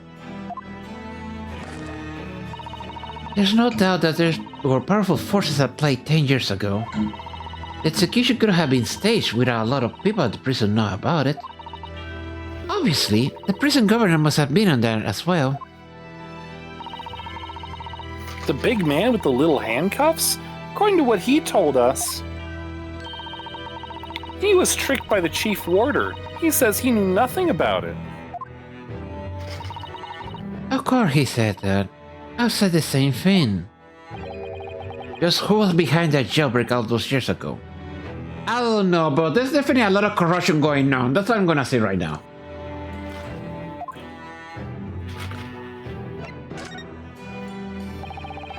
You mentioned the autopsy of Klingman Sykes.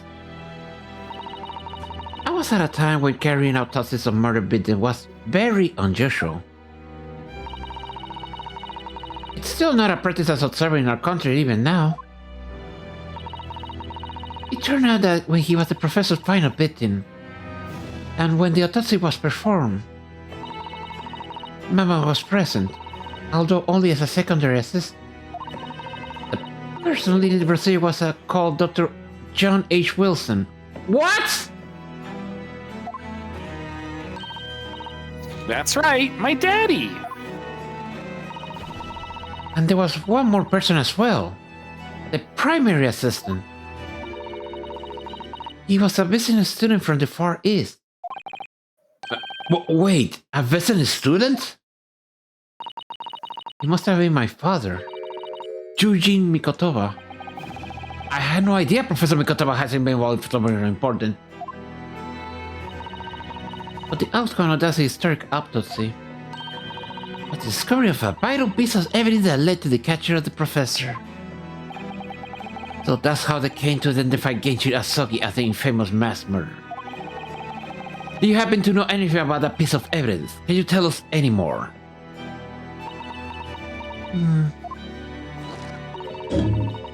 Would you like to see the records for yourself? Would that be alright? What's the point of keeping records if people can look at them? We fell under V at the back of those cupboards with the other records from the last decade. Thank you. Let's see. Van Sykes.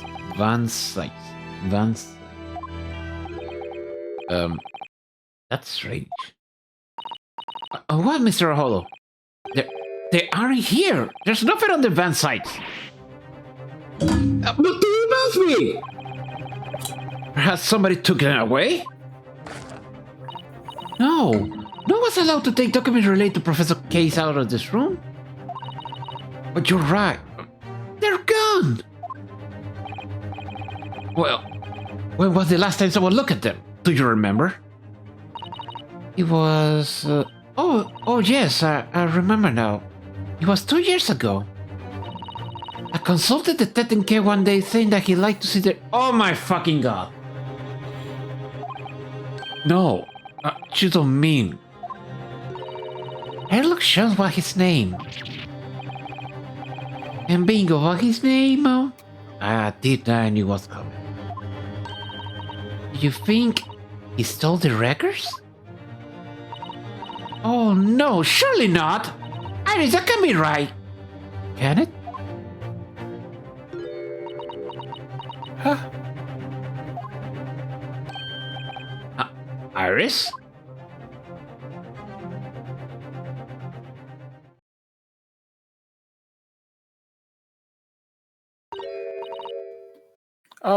Runo. I hope you don't mind, but... What is it, Iris? I just remembered something very important I have to do. Oh my god, what do you know now? Jane's smiling. I'm going to have to leave you now. This is very sudden, Iris. Yep, I have to go find and shoot a bitch. We'll come with you then. Oh no, there's no need. You and Runo can take your time here. Bye for now then, good luck. Oh, flush them. Wait a minute, little girl. Me? I remember now. You've been here before, haven't you? Oh no! Huh. Have you, Iris? Yes, 2 years ago, when the detective came. You were with him, weren't you? You were a living specimen then, too. That's the way it usually works, yes. Was I? I really don't remember. Don't play dumb. Anyway, sorry, but I must dash. Wait, Iris. I'll brew up a pot for you when you get home. Flash step. What's the matter with her? She's behaving really strangely all of a sudden.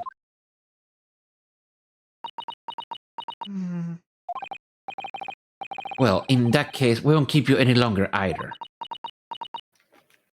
It's been quite a while since I have any visitors. This was really fun. But next time you come, I prefer you were ready set for dissection. I can't make any promise, sorry. It's a bit strange that the records of Clint Van Sykes actually have disappeared. But I think we asked all we came to ask now. Alright, let's head back to Sholmes' suite. Yes. What's going on? Oh, she's not here. No? Where'd she go then? Alright, let's try going back to Fresno Street. Maybe there's something new there. Let's see.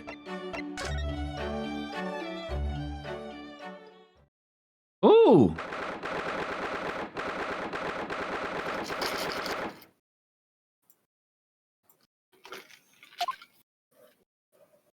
Hey, there's a trunk now.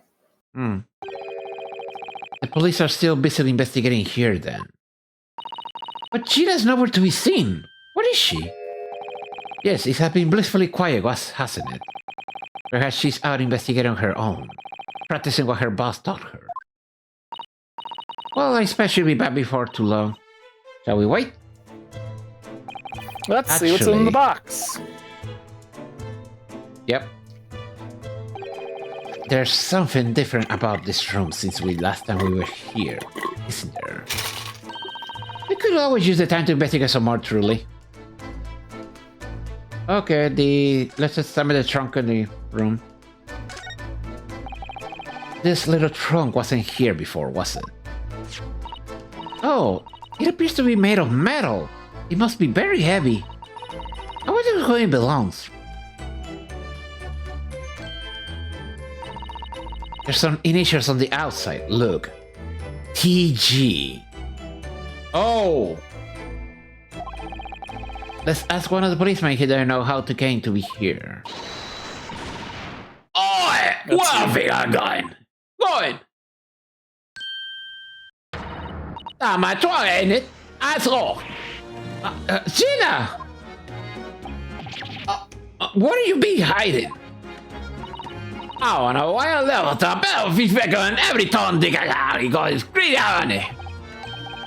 Just a wild guess, Gina, but What? Put it out, order. it's fair to say that you were only on that truck since this morning trial. What? What I say? God, they are called truck again. I don't say that's you. Try not to incur your wrath, mainly.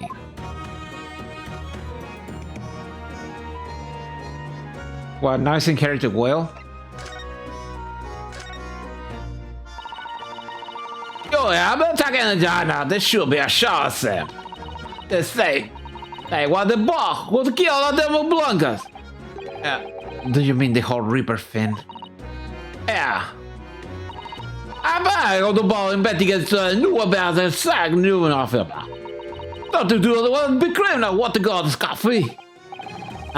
Yes, the ones prosecuted by Lord Van Psycho's bravery and corruption to evade conviction. Well, obviously, the bull whip give it the other way. But why would people be suspecting Inspector Gretchen of being involved in the killing? Oh, I know, but they are off it. Oh no, this doesn't sound good. They are the crime of bigger pack of the Reaper work. What? No! Did you see it, Gina? Did you see that notebook? I wouldn't. I mean, let me. Go out there and find it, pal. Well, let me all find it. I want my ball. That's right. I'll put me off my battle for. That's nigga bigger worth it anyway. Oh! That's our Gina!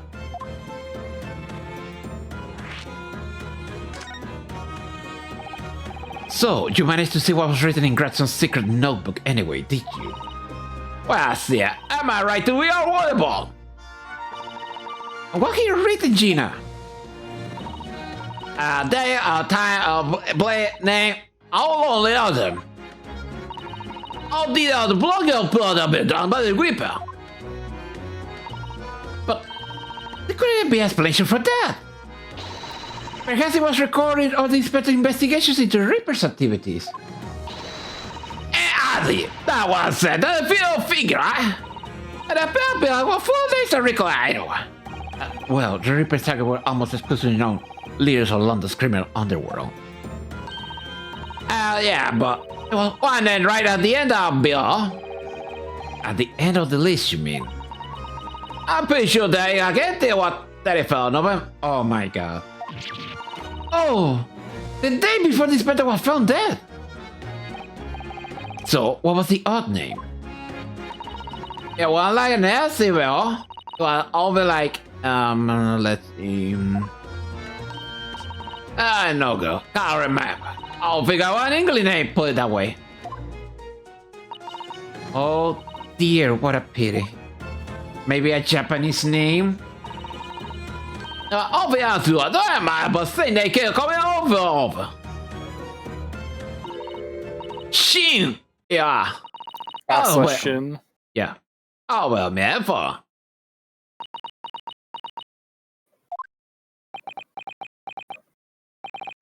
Did you say Shin? Eh? Oh, wow, that'll be all of it. Lord Van Sykes knew the name too. He mentioned her as well. The woman who actually did the deeds. And now we find out her name appeared in Gretzon's secret notebook.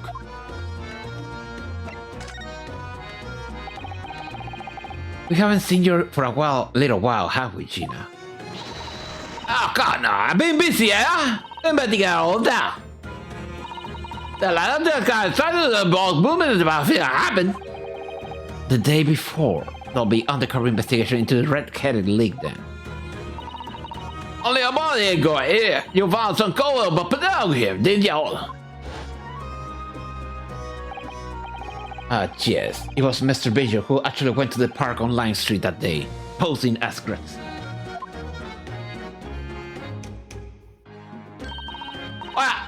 You are the one doing the stuff. I got me on final getting home.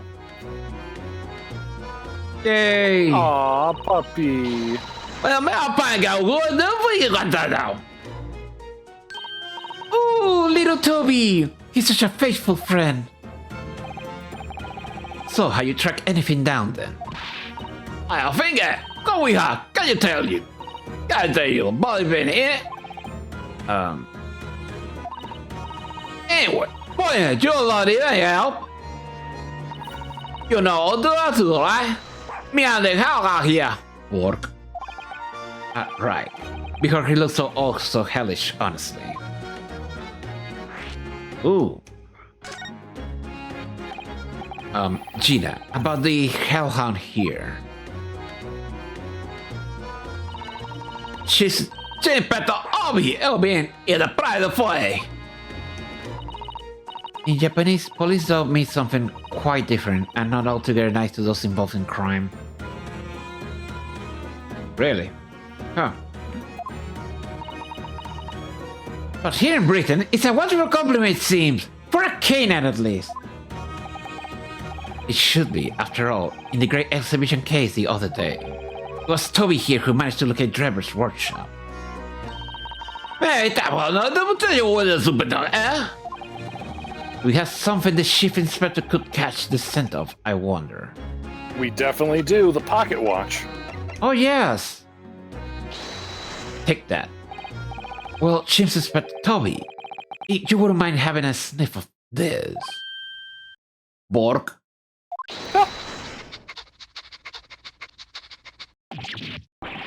He might have a keen, don't you think? Pork! Pork! Pork!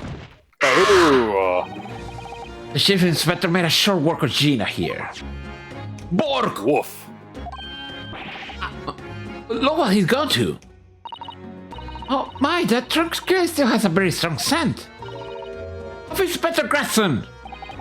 In other words, it must have belonged to him.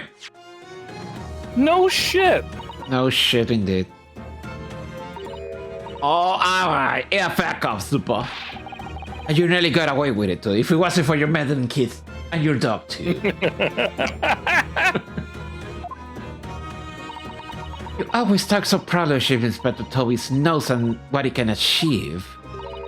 Did it not cross your mind that he might identify something that was right next to us? Ah, yeah, I will be a bluebell, won't I?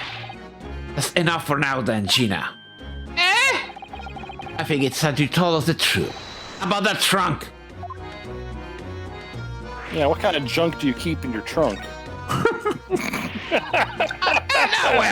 It was your plan. Besides 16. What are you talking about?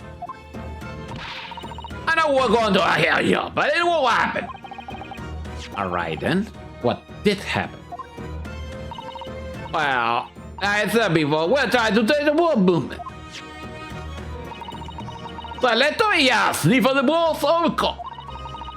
And as soon as I got done with us, with a shot. And an Because outcome. of rotten fish. Yep, we'll be right back.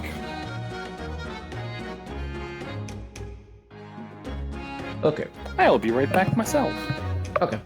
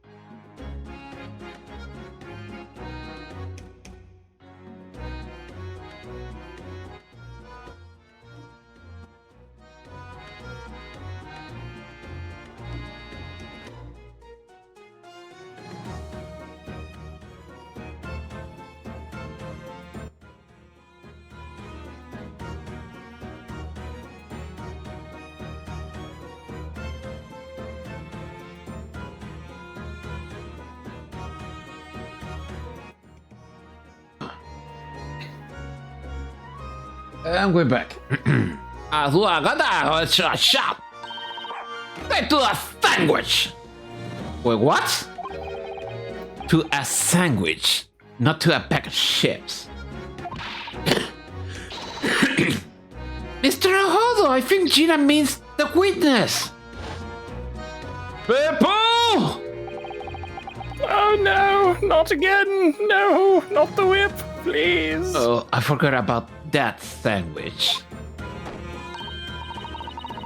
Yeah, I'm between the wood area, the boss trunk.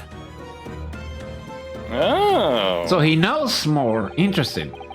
You mean when they heard the sound like a gunshot and I'll pile up in here? It's Ali and Ozin. Goodness! Me and the shit's better get a sandwich and go grilling. And you know what he said? That he's a toast sandwich.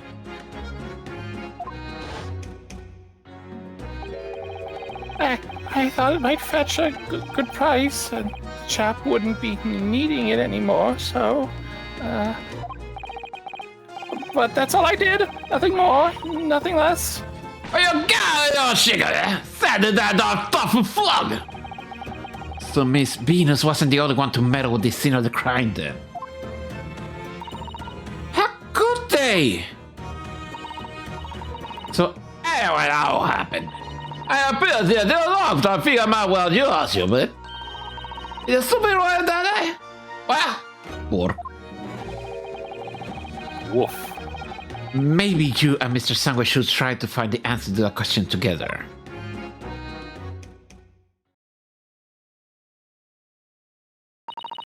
I think perhaps that trunk should be turned over to the police, don't you? I owe boy. I am the boy. Gina, I am the noun. if you wouldn't mind, could you maybe examine it? Alright. Do what you will with it. Thank you! We shall make a detailed record of our examination of the evidence. Time to look. Zahwaruda. Oh. Toby doesn't like them. Grr. Evil detecting dog. Let's see. Oh, what's this? Hello. Have you seen this huge gas across the side of the trunk here? It's gone right through the leather and into the metal behind. Gosh, for a metal shell like this to have been so badly damaged. Whatever made the gas must have struck the side of the trunk with considerable force. I wonder how it happened. Okay. Nope. The latch. Ooh. Let's have a look inside. Ooh. Hello. What do we got in here? What's this paper? Look, there's something inside. Oh, let's see. It appears to be a passport, authorizing him to travel overseas. Yeah, he said he was going to France. Yeah. Wasn't Inspector Gresson about to go on a trip abroad then? Perhaps the date of departure might tell us something. That was... let's see... Oh! What is it? It was for trial 31st October, just one day before the incident. What? Really? That's most intriguing. He got killed Now I when... have to look at. Okay, Yeah, he got killed one day before retirement. of course. Gretson went to France the day before his body was discovered? Oh, he was already in France? That's what you're trying to say? And that's the only thing worth looking at inside. All right, let's check the passport then. Oh! Oh, hello. Look at this dark stain here. Do you think... Yes, I'm afraid so. I think it's blood. Ugh, I knew you were gonna say that. So that presumably means that they was present at the scene when Inspector Gresson was killed. I think it's the most logical conclusion, yes. To think Gina had been carrying out this around with her. If you didn't know any better, I suppose it does look like a grease stain for other fish and ships. Wow. Okay, so yeah, I guess that's all we can see from here. All right, let's examine the passport. Let's see. Name Tobias Gretson. Passport number ACD0522. Why does that sound familiar? Anyway. date of departure within 1 week from 31st October. Destination Port Dorker, France. Purpose of travel, police business, permission for the applicant, and 1 additional person to travel. So he took someone, but not Gina.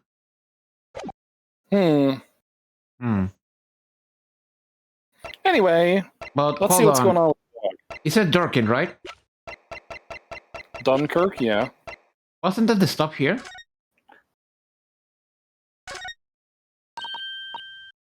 Yes. The Yokohama 11 October, long arrival November 1st. It said it called a Dunkirk on the north coast of France for a night before arriving at Dover. Oh. Uh-oh. I think it's been almost a year. Oh, shit. No. I think Mr. Mikitova has a little more to answer for.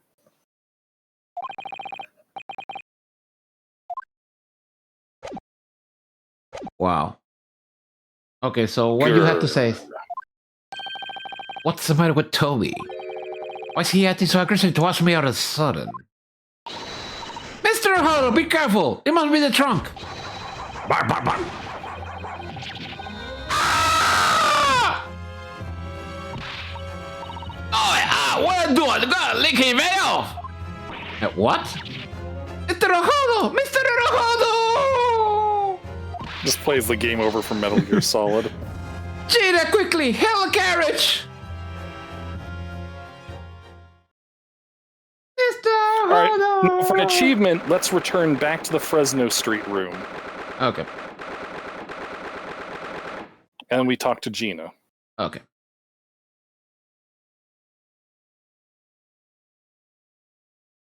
Wait a minute. Something's off. Oh, Mr. Noho, you're right! Miss Susato. Ah, conscious again at last! A blessed relief, my dear fellow. After all, to drop dead after a moderate licking by a small terrier, most unseemly. What is this starting around here, Mr. Shems? Was that a bitch slap?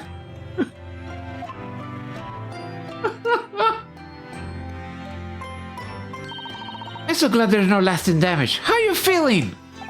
I'm fine, thank you. Did you bring me out here? What is this on my head? Bandage? Sadly, we had no ice, so that's a compress of sugar water.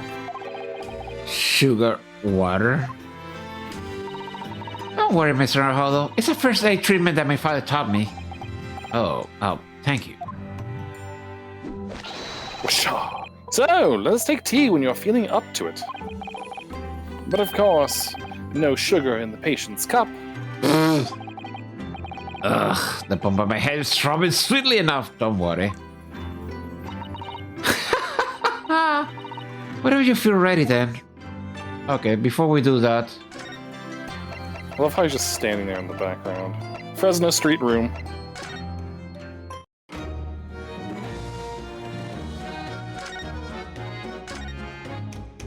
There she is.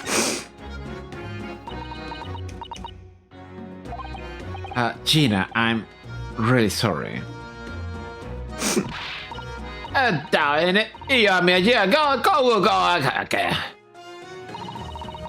Agora, boleia, ué. Tu quer de boga? Oh, dame que agora, been in peace. Wait, sorry, I don't have heard that properly. Até agora tem minha anel do obeta. Oh, agora show me over the flinch with shops.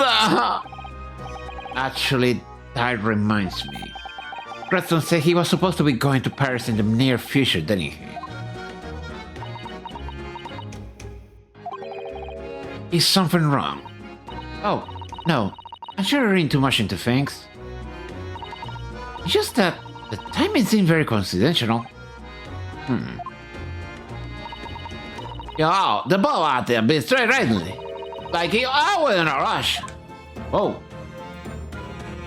Best ships in town for talking with Gina after Inosuke's. Okay. Okay, now I can go back to the consulting agency.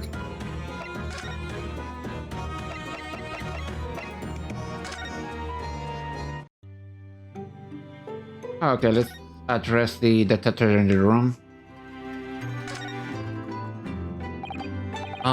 Thank you for your concern, Mr. Sholmes. My dear fellow, think nothing of it.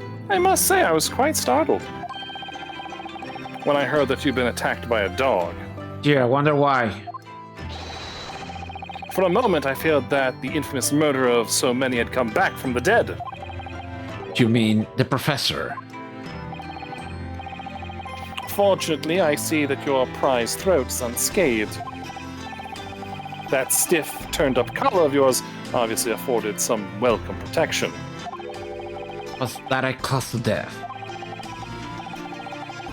All I really remember is the dog licking my face over and over and over again. Well, if you wish to avoid such troubles in future, a little mustard spread on those cheeks should do the trick.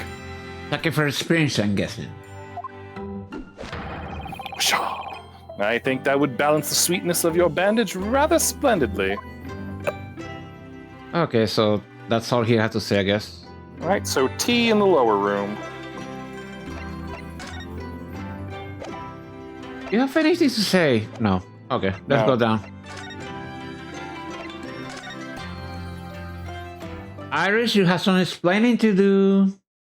Where? I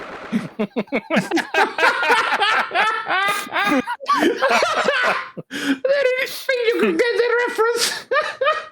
I used to watch that show as a kid. What the hell? What the fuck? What the fuck? Why is it singing in German? It's a game, what the hell? What on earth is going on in here? And I have a bad dream. Ah, no, it's an old German folk song. Pshaw. A rather fine rendition, I think. That's the least of my concern. DJ, if you're still here, can you tell us what this song is? Alle Seiten des Teris weode an die Wut. Her mit dem Schwarzbiergebot. Okay, just let it run a little bit, so. Okay. Yep. Iris? Iris? Iris, what's the matter? And what the hell happened here?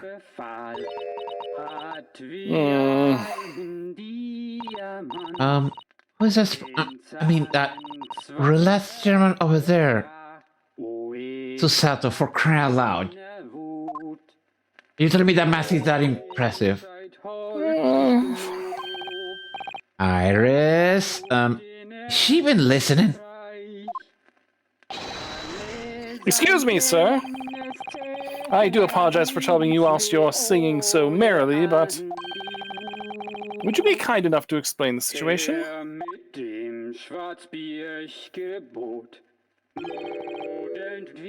Well, that'd work. A crooning gentleman and a mute young girl. A rather tantalizing juxtaposition. Oh my god, we're doing this. And on one that appears to have incited the gods of deduction within me to find their voices too. Oh, Mr. Sholmes, you mean... Oh, she's awfully quiet now. The strains of reasoning within me are playing now as a delightful duet. One melody sings of reunion full of nostalgia, whilst the other is a morose theme about a great secret you're trying so desperately to conceal, Iris. She's turned as white as a sheet. So as usual, it's instantly seemed to be the very heart of the matter. And by the time my own brief performance is over, I feel sure this gentleman's song will reach its finale. So then, to Musicland, where all is sweetness and delicacy and harmony. Pray do enjoy Sherlock Holmes' latest logic and reasoning spectacular. The games is afoot.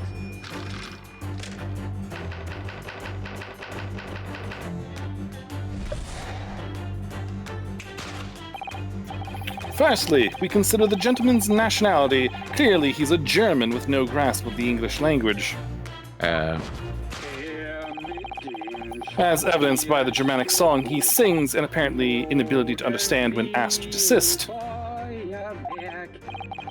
So, why is the man here at all and in such apparently high spirits? The answer, of course, Iris, is clearly known to you.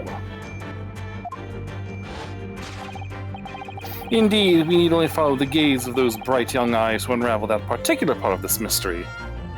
How does it feel to be in this line of deduction, Iris?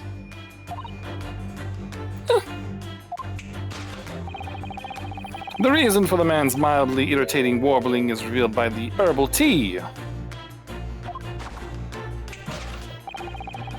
You obviously offered our German guest a cup of your latest herbal blend. The tea's delectable flavor has made the man's spirits soar, and resulted in this joyful ditty tumbling incessantly from his lips. I eagerly await sampling the flavor myself, that I may join the fellow in this state of elation. Okay, it is him, but I don't think he's dead, just unconscious. Now, to the next question.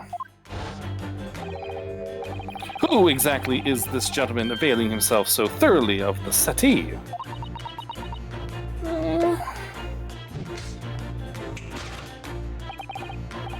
As it happens, a number of years ago now,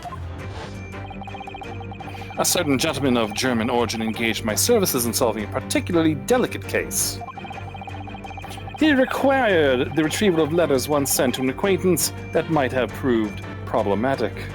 Oh ho! In order to conceal his noble identity, he also arrived at my office in a mask.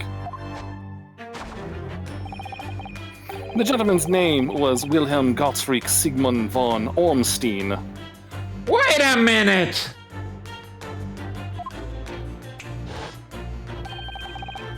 The King of Germany. If my memory serves, the mask worn by this gentleman is identical. Yes, there can be no question that mask belongs to the King of Germany. No, it doesn't. It would appear that His Majesty remembers the fine service I afforded him, and has decided to show his face again, mask and all, in order to express his gratitude. A well-mannered monarch indeed, wouldn't you agree, my dear fellow? Look at Iris!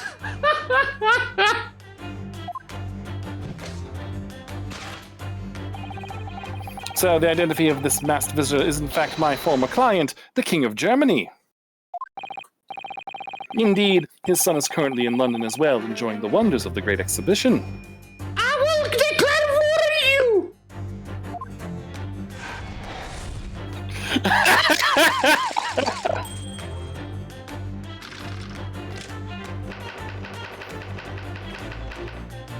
There's silence. Which leaves us with one remaining imponderable. Yes, you, young Iris.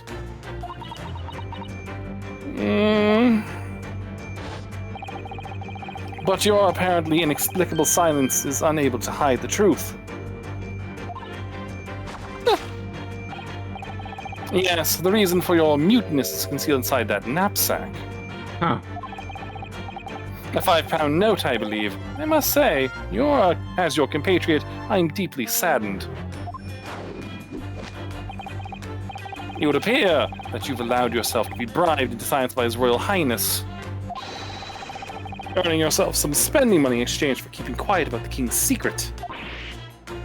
And now, the final piece of the puzzle. What is this secret you strive to hide with your silence, Iris?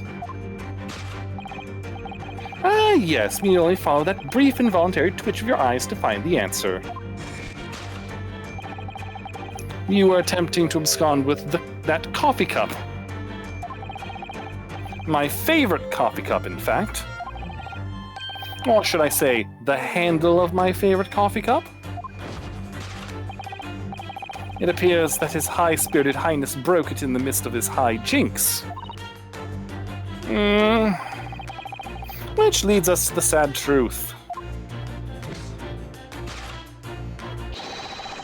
My favorite coffee cup has been broken by the King of Germany, and Iris, you tried to conceal it from me! I shall have a bill sent via governmental channels to the German royal family for its replacement.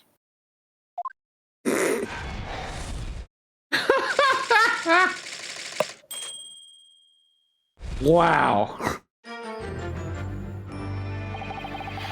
Thus concludes Sherlock Sholmes' great deduction of this painful puzzle. Mit dem Schwarzbiergebot. Do I have to say it? With your silence as well, the fellow's jovial warbling rather rings in the ears, does it not?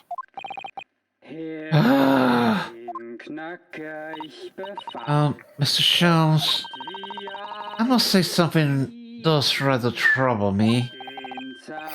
Pray, Mrs. Otto, do tell. His Royal Highness doesn't appear to have moved a muscle since we arrived. Ah. And you haven't said a word either, Iris. If Mr. Shaw has it all right, you might as well own up to it now. Not even close, basically. Your reasoning isn't entirely without substance, I must admit. And in one other fair, Mr. Sholmes. Yet another grievance, Mr. Naruhodo? Surely not. Well, I actually read the story of that case recently, the one you were just describing. And according to that, at least, it wasn't the king of Germany, it was the king of Bohemia.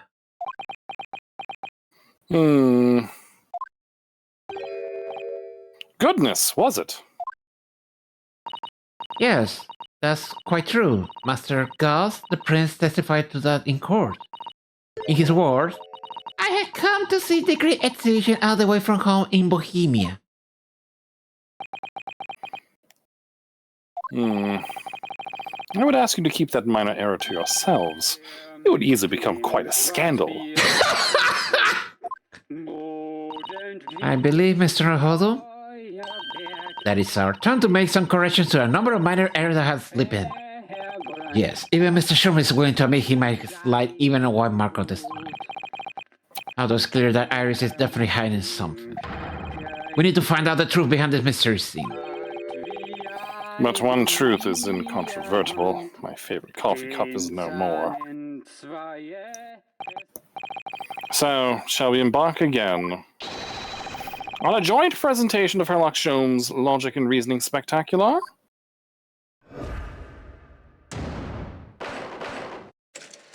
Hold it, Mr. Sholmes.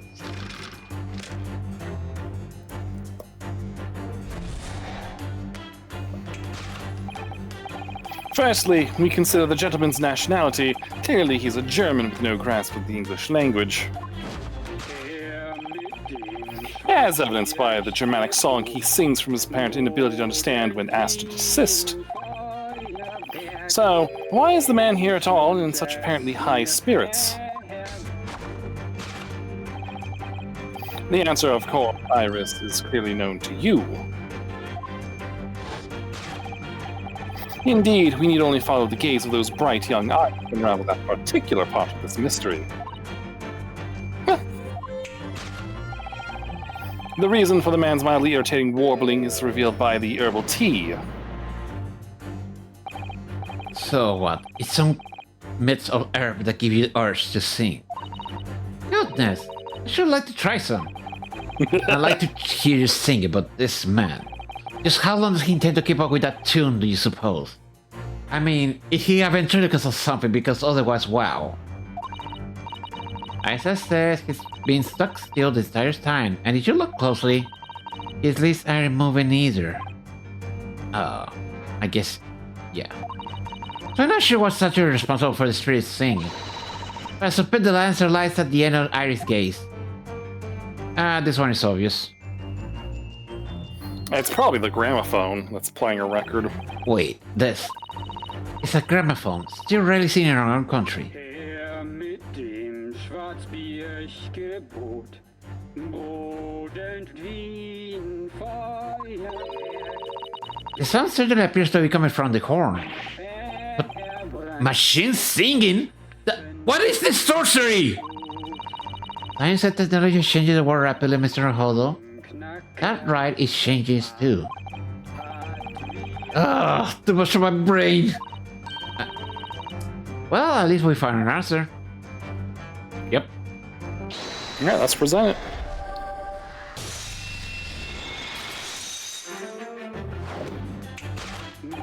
The reason for the man's madly irritating warbling is revealed by the gramophone. Indeed, for no well-bred gentleman would break into an obscure folk song when making a social call. In other words, this gentleman isn't singing at all. In fact, it would appear that the fellow is unconscious because of his singing.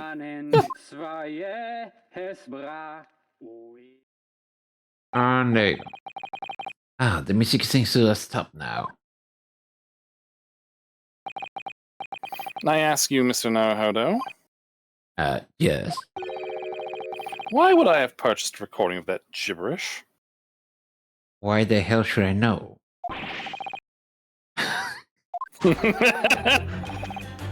never mind. On with the deduction. Who exactly is this gentleman availing himself so thoroughly of this settee?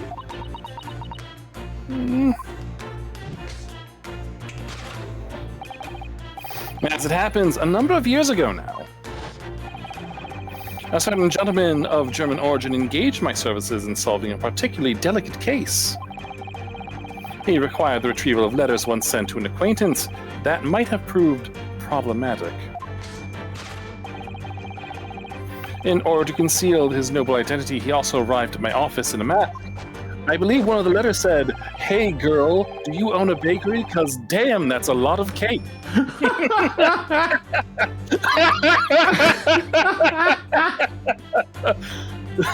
The gentleman's name was Wilhelm Gottfried Sigmund von Ormstein, the King of Germany. You still want to say this or that? Okay. If my memory serves, the mask worn by this gentleman is identical. Yes, there can be no question that mask belongs to the King of Germany. Although we already established it was actually the King of Bohemia. Except Mr. Jones intended to proceed with his German theory for some reason. Come to think of it, the young prince was wearing that mask as well, wasn't he? Master God? The boy whom you had in tears? Don't remind me, or anyone else. Do you suppose all members of the concerned mainland Europe wear masks? I'm sure they do. Well, probably, anyway. The point is, that mask doesn't belong to any king. No, that's right. As we all know, because we can identify the true owner of this mask. Kazuma!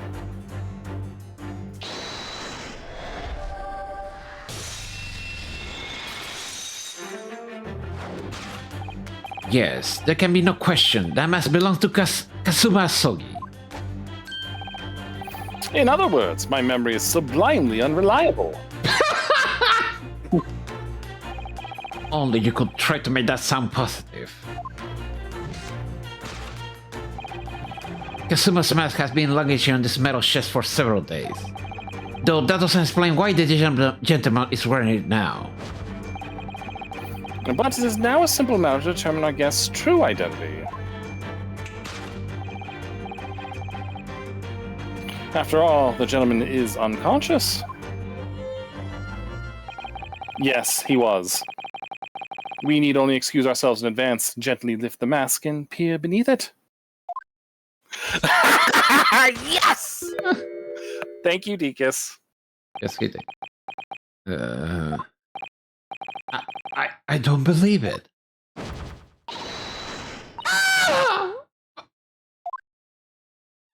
Father! I'm afraid, Mrs. Otto, you must be mistaken. No, I think not, Mr. Sean. Just shut the fuck up. Then it would appear our logic and reasoning has once again revealed the truth. What are you This mysterious visitor. Is my unconscious father, Juji Mikotoba? Hey, she gets in on the act. Logic and reasoning, or just looking at saying. Oh god, you're getting spicy with this one. Because honestly, can you blame him?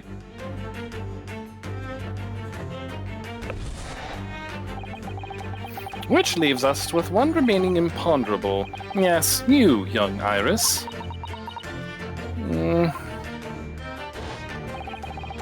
But your apparently inexplicable silence is unable to hide the truth.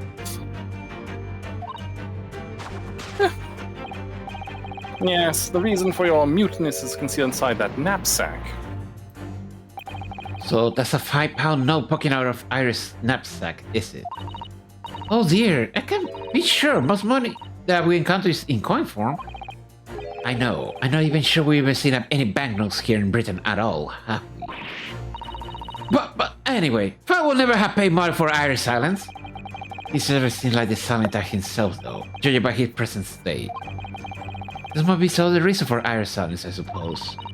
Is she looking at something? Perhaps what Iris is trying too hard not to give away with her eyes is something entirely different. Alright, where's she looking? Okay, she's looking. She's looking to her right. Can we keep like swirling it around? No, that's as far we can go. It's definitely not that. Nope. So it can be the metal chest. It probably is a metal chest. Let's examine that. This metal chest, it contains important documents, does it? Yes, details of all the cases Mr. Jones have worked on over the years. Written on by Iris' father, if I remember correctly. Iris insists that the chest is kept locked at all times, which right now is on lock. She never once It's open! Yep. Well, its contents are invaluable to her, I suppose, and entirely irrepressible. But look at it now. The case is unlocked for once. So it is. And Deakus caught another glimpse.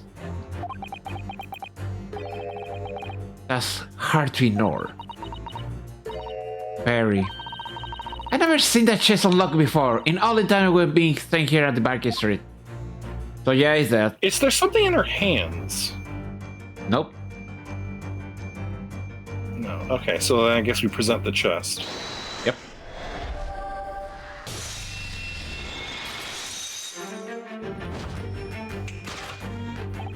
Yes, the reason for your muteness is concealed inside that metal chest. An excellent observation, for upon closer inspection, there is something different about the chest's appearance. It's kept locked at all times, yet now the catch is open. Evidently, this has something to do with your refusal to speak, Iris. But it's a simple enough matter to incite you to speak, I'm sure. I merely need open this chest.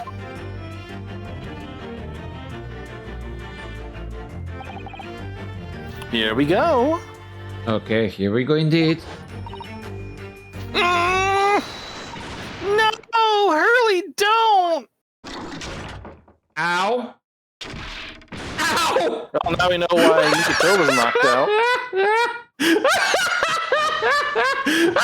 Mr. Show! Mr. Shows! Hurley!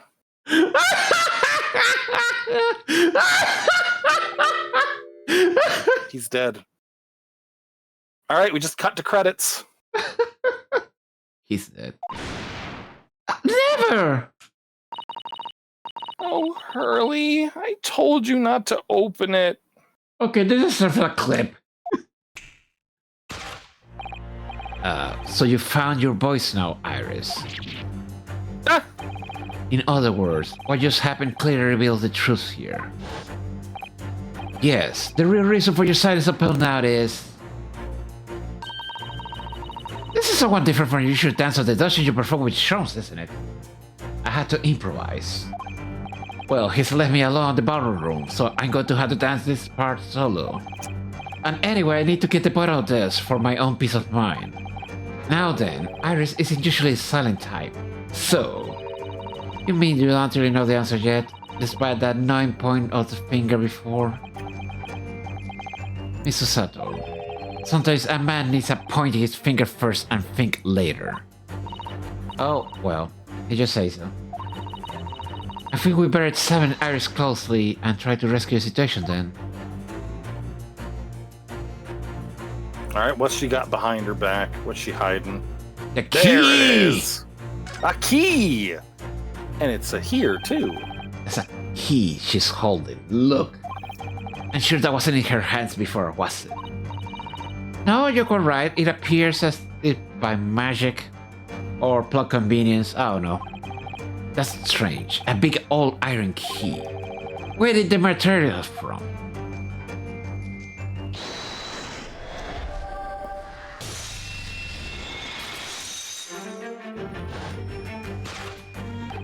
Yes, the real reason for your silence until now is that key behind your back. Ah, Well, Mr. Shung was thrown into the air before.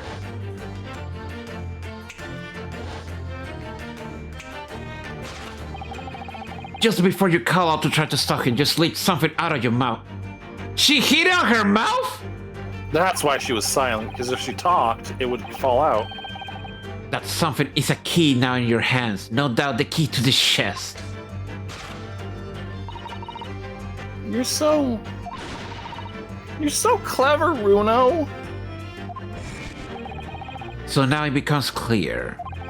Thanks to Mr. Shung's graphic demonstration, we can well imagine what happened here.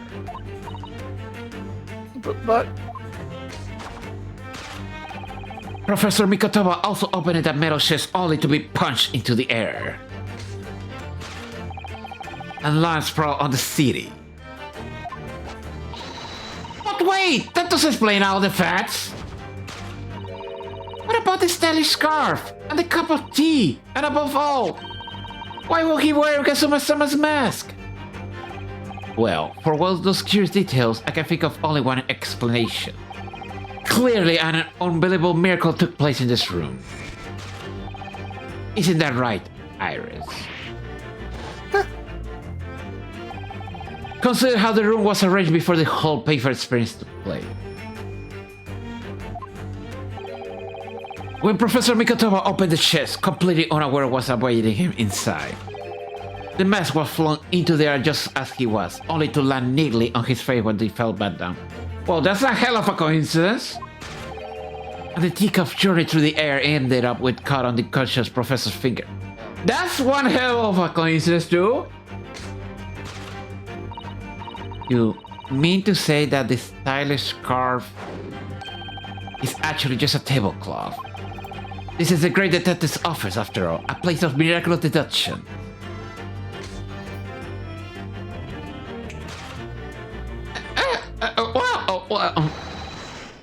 Would you expect anything less? I guess?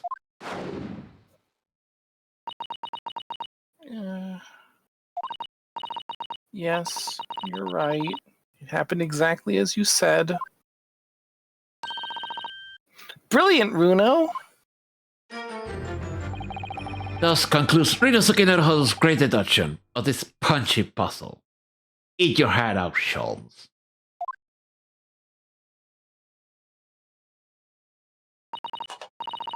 So then, why don't I make a fresh pot of tea for us all? Nope. Objection! An admirable performance, Mr. Naruhodo. Ah, you're alive. But in the final act of the show there, you rather missed everything of importance. Mr. Sholmes. And if you would cast your mind back to my earlier deduction... Iris, clearly you're hiding a great secret. Ah. She is? From the look of her face.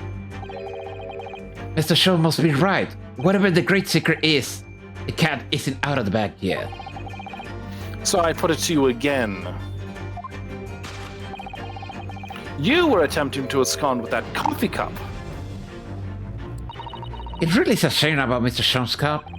I must have been smashed when Professor Mikotowa opened the chest. Oh dear. So many things that were broken here. Well, now that the issue has taken a different direction, Iris doesn't seem to be trying to hide the broken cup anymore. In other words, her great secret is something else.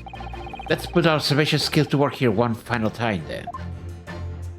Hey, what's that under the plate? Oh. What's this? Ah, look, there. There seem to be more papers here. Is Iris trying to hide them underneath the tray? Insidia, Mr. Ohodo! It's an official Scotland Yard document! What? But why would Iris We must ask her! An official Scotland Yard document. Yep, it's that.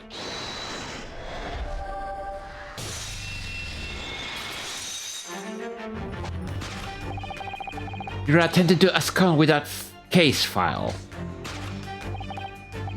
Iris, as you know very well, nothing escapes the attention of a great detective. Oh no.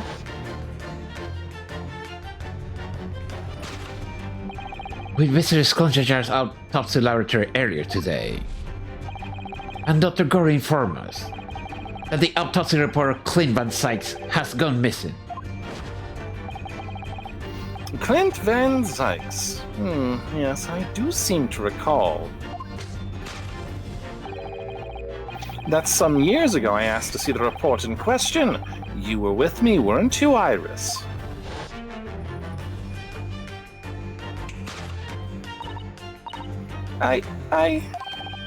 You mean it was you, Iris? So those papers you have there are... I'm sorry. Forgive me!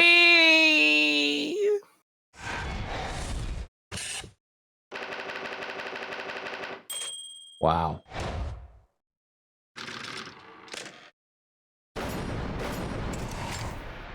Elementary.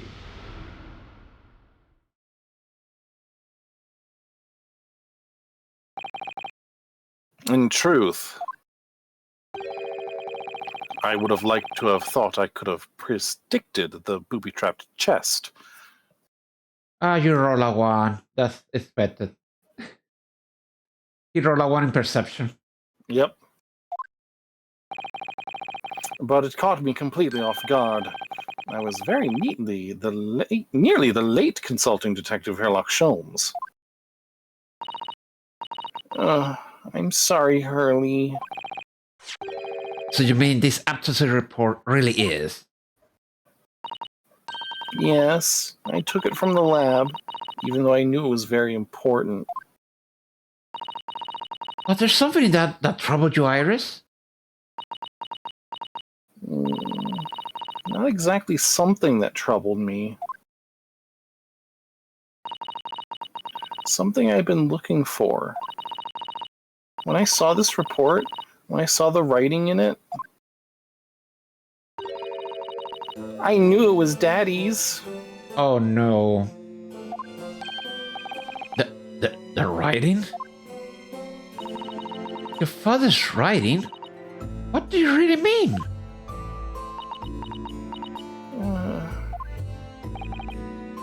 Iris, it must be something that hard for her to talk about. Forgive me for interrupting, my dear fellows. Mr. Sholmes, what is it?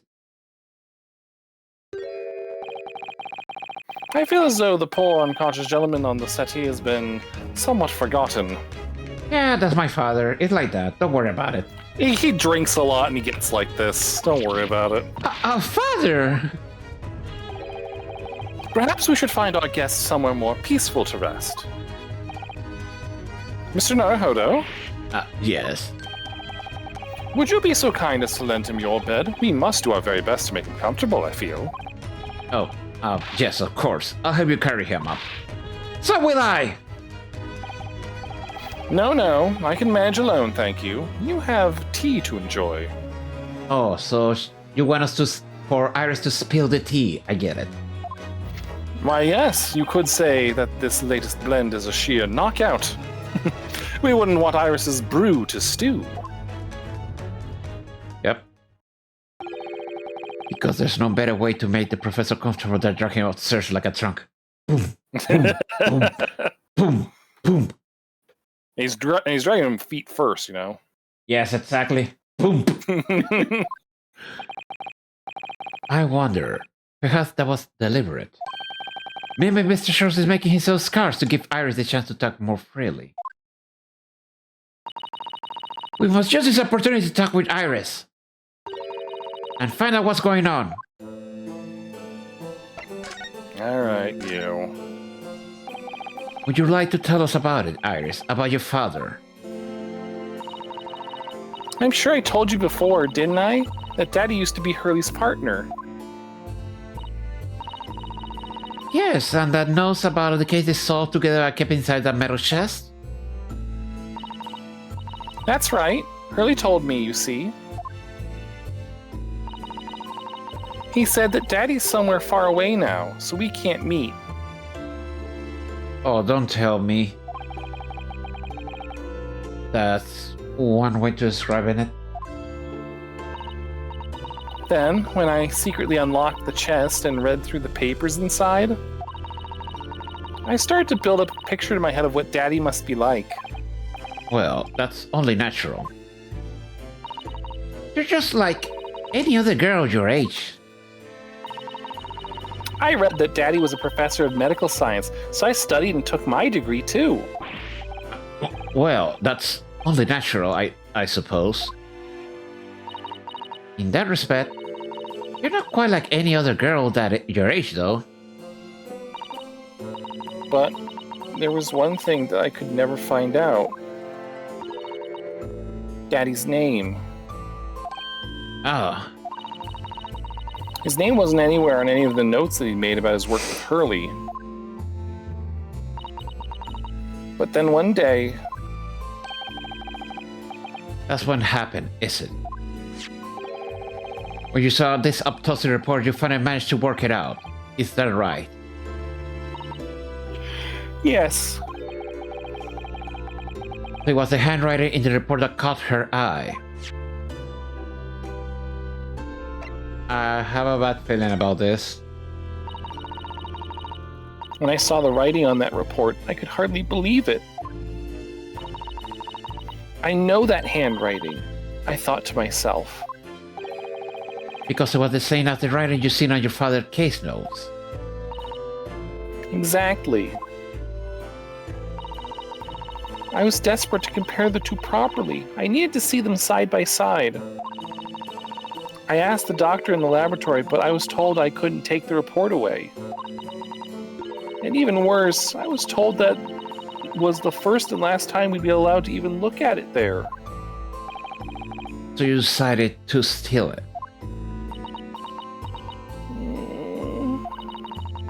When I compared the autopsy report with the case notes I had here, there was no doubt. The handwriting was exactly the same. It was Daddy's. And the signature occurring at the bottom of the autopsy report read Dr. John H. Wilson. So that's how I finally found out. I learned Daddy's name at last. I see. Ever since then, I've called myself Iris Wilson. Wait. And that's also when I had the brilliant idea. of writing stories all about Daddy's exciting times with Hurley. I decided there and then that I'd write the adventures of Herlock Sholmes. Oh, Iris. I had no idea the story had such a deep personal significance to you. I can see why the autopsy report was so important to her now. And why she was prepared to break the law to get her hands on it.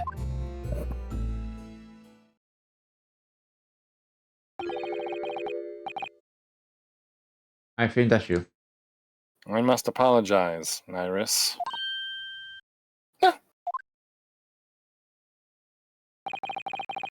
This is really all my fault. Hurley? I made a promise, you see, that until the time was right, I'd keep the details about your father a secret. I know, I've been very naughty. I'll take the autopsy report back to Dr. Gorey and apologize, I promise. Yes, we'll go together, I think. Then, let me look after it for you until we get there. We need to look at it right now. Look at this right now!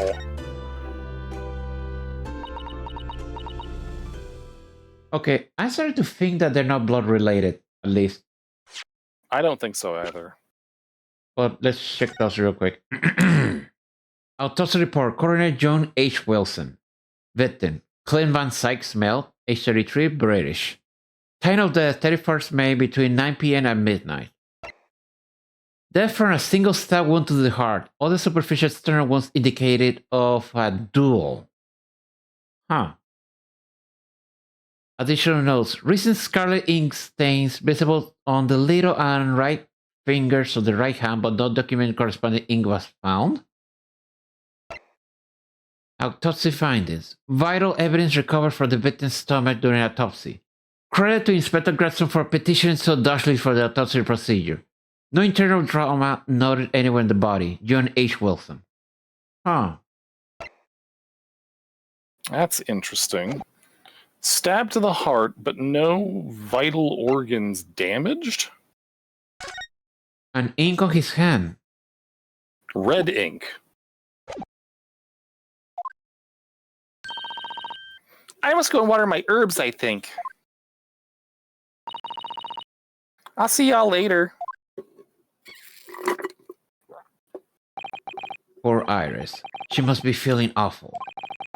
I know Mr. Sherman is here for her, but still. Ah!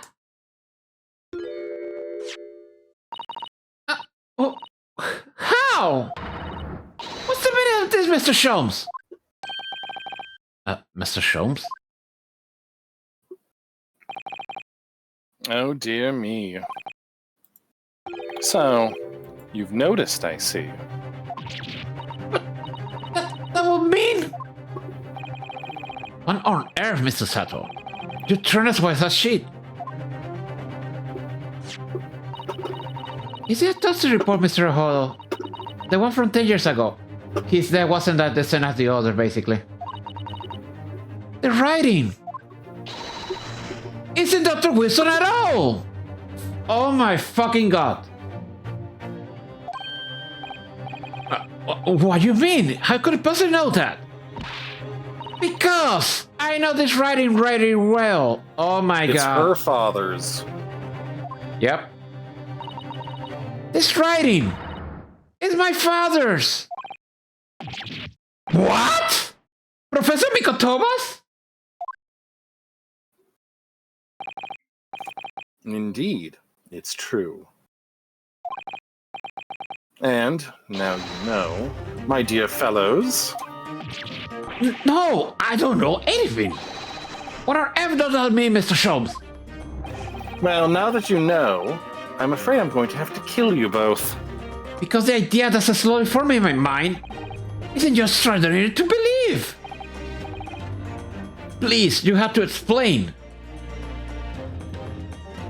Dr. H. Wilson is a pseudonym. Pseudonym, yeah. Pseudonym. Yeah, didn't they say that Wilson was the one who was with the autopsy coroner? Yes. We need to find out more.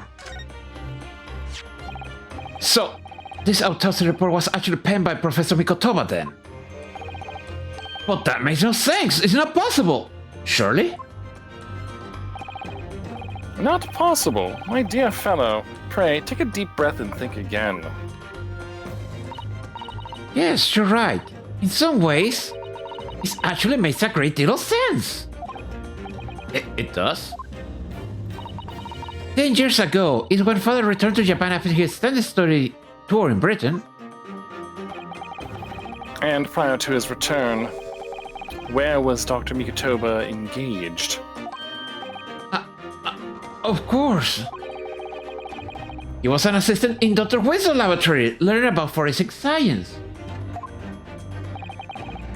And as an assistant, he would have aided with the dissection work, making detailed notes, which would be assembled into the full autopsy report.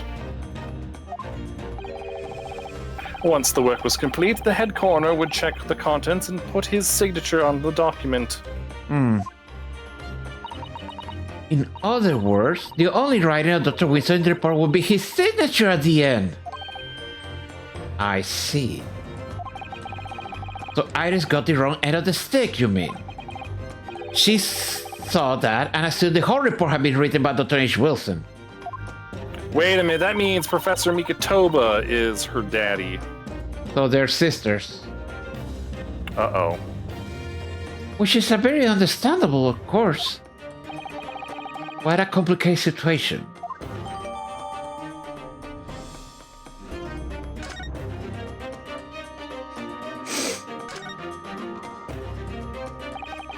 Thinking about it, most of what we know about you, Mr. Jones, comes from the Polish stories of your exploits.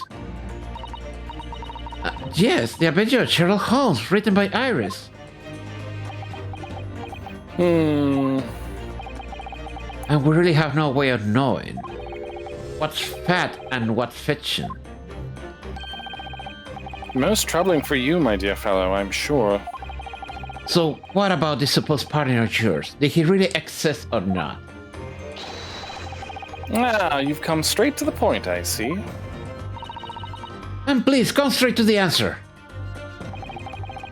I believe Iris explained it in one of her installments. He was a trusted comrade and the only person I could truly have called a friend. And this partner of yours truly make a record of your cases? And his notes really stored inside the metal chest? Absolutely, my dear madam. Absolutely. So, where's your partner now? Upstairs? We rarely meet. You see, he lives on the other side of the world. Yep, it's him.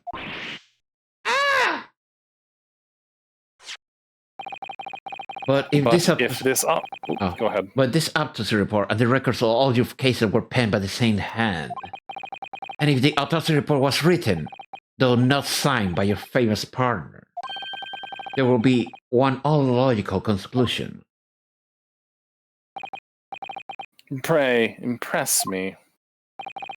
Your partner will have been Yuji Mikotoba. In other words, Mr. Sato's father. Upon my word, Mr. Naruhodo. Yes. You are coming along wonderfully. You have hit upon the method at last. You finally grasped the art of deduction. You mean to say? Allow me to introduce you to my great friend and partner, Mikotoba. Come to think of it, he kind of looks more like... Wow. Yes, he does. I'll have you know, Mr. Naruhodo, the next time we do this logic and reasoning spectacular, I will hold no punches with you, like I have been doing all this time. Professor Mikotoba!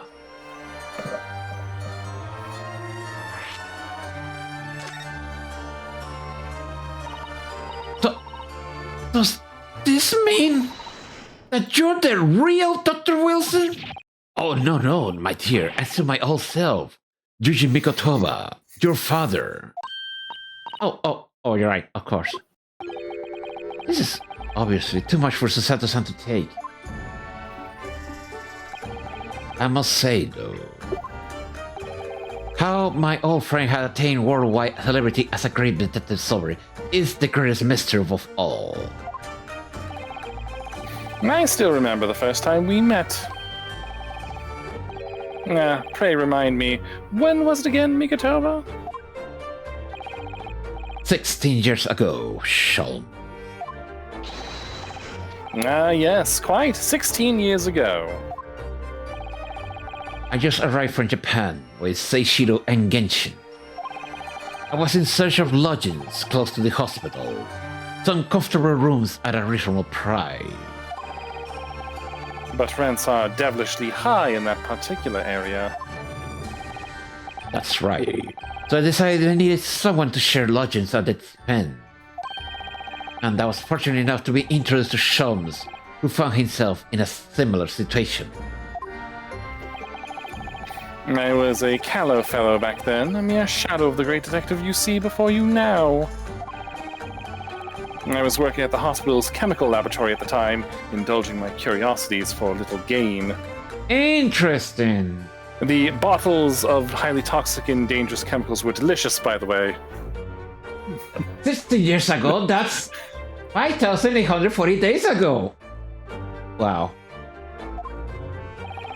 And the situation for our cohabitation led us to pursuing cases together, you see. Hard to believe, it was a mere 6 years. We had a great many adventures. But in the last year of Mikotoba's stay in Britain, that most infamous of cases presented itself. The case with which you've become rather familiar yourselves, Professor Killings.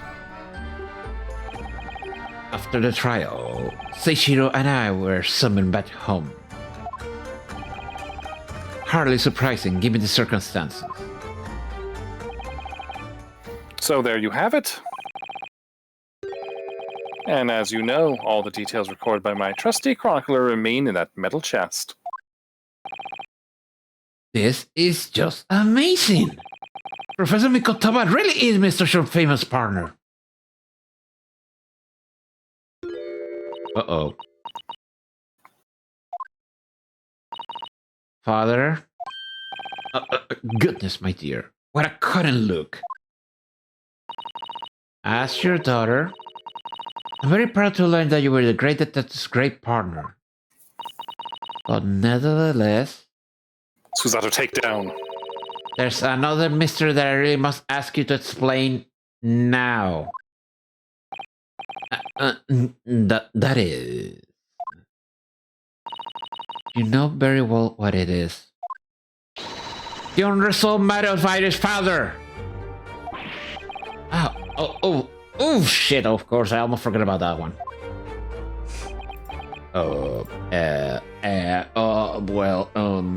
Yeah, I should have seen this coming, I suppose. Mikotoba, you son of a bitch!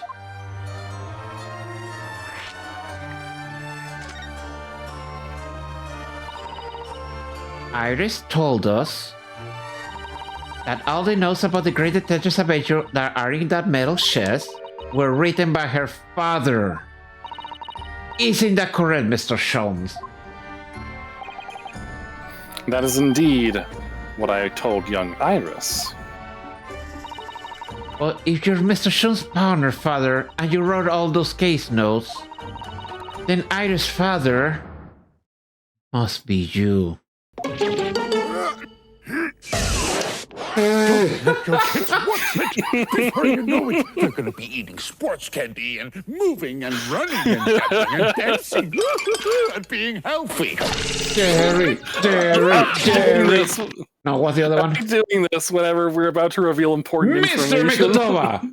You are the father. Woo! Pause.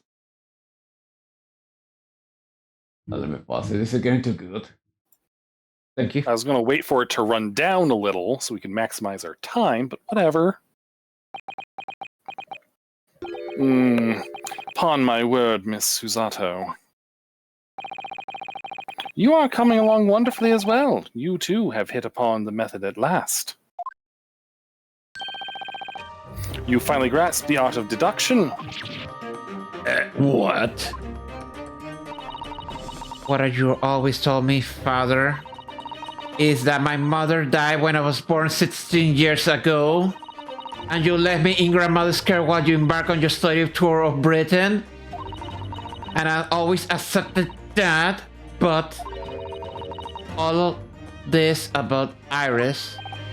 Oh, there it is. Susato-san's ice cold stare. No. Hold on a moment. Hold on a minute. It was very complicated. I mean, It's really not what you think. Then perhaps you'd like to explain exactly what it is? Oh, she's about to throw down. There it is. Now the ice from ice cold to red hot just before she... no, really. No, you got the red stick. Sholmes, say something, man. Please. Oh no. Pshaw. That's quite enough, my fiery fellows. Mr. Sholmes, When did he get all dressed up? Whilst I don't like to interrupt this exciting exploration of the past, Mikatoba and I have an urgent matter that requires a short excursion. But it's very late, Mr. Sholmes. Where you must go? Why, my dear madam, is it not obvious? My partner and I must pursue our natural enemies. So, get your coat, Mikatoba. The game is afoot. But Sholmes, I really must give Susato full explanation, I think. Later, my dear fellow, later. Our carriage awaits downstairs already. You haven't changed one iota, have you? I mean, really, I visit our home after 10 long years.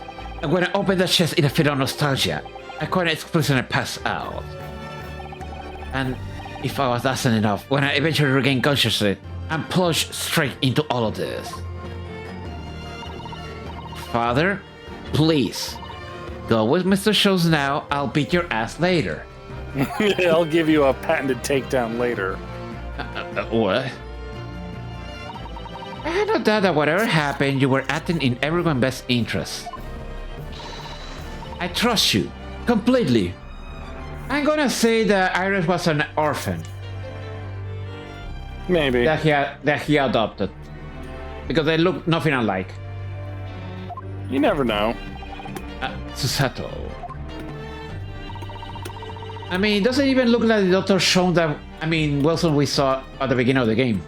Anyway, and sending the great detective and his great partner off to renew adventures together is more than I could hope for my wildest dreams. Very well then. We'll speak again later.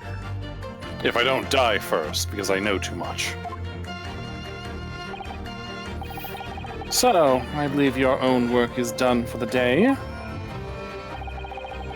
I wish you the best of luck for tomorrow. Yes, Naruhodo. Good luck in battle and in reaching a decision. A decision about whether to go back to Japan, I suppose.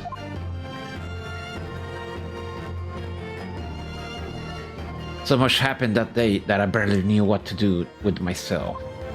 It will only be later that I come to realize how amidst the chaos I unleashed were all the clues I needed to finally unearth the truth, and that all the turmoil was necessary to give me the resolve to see everything through.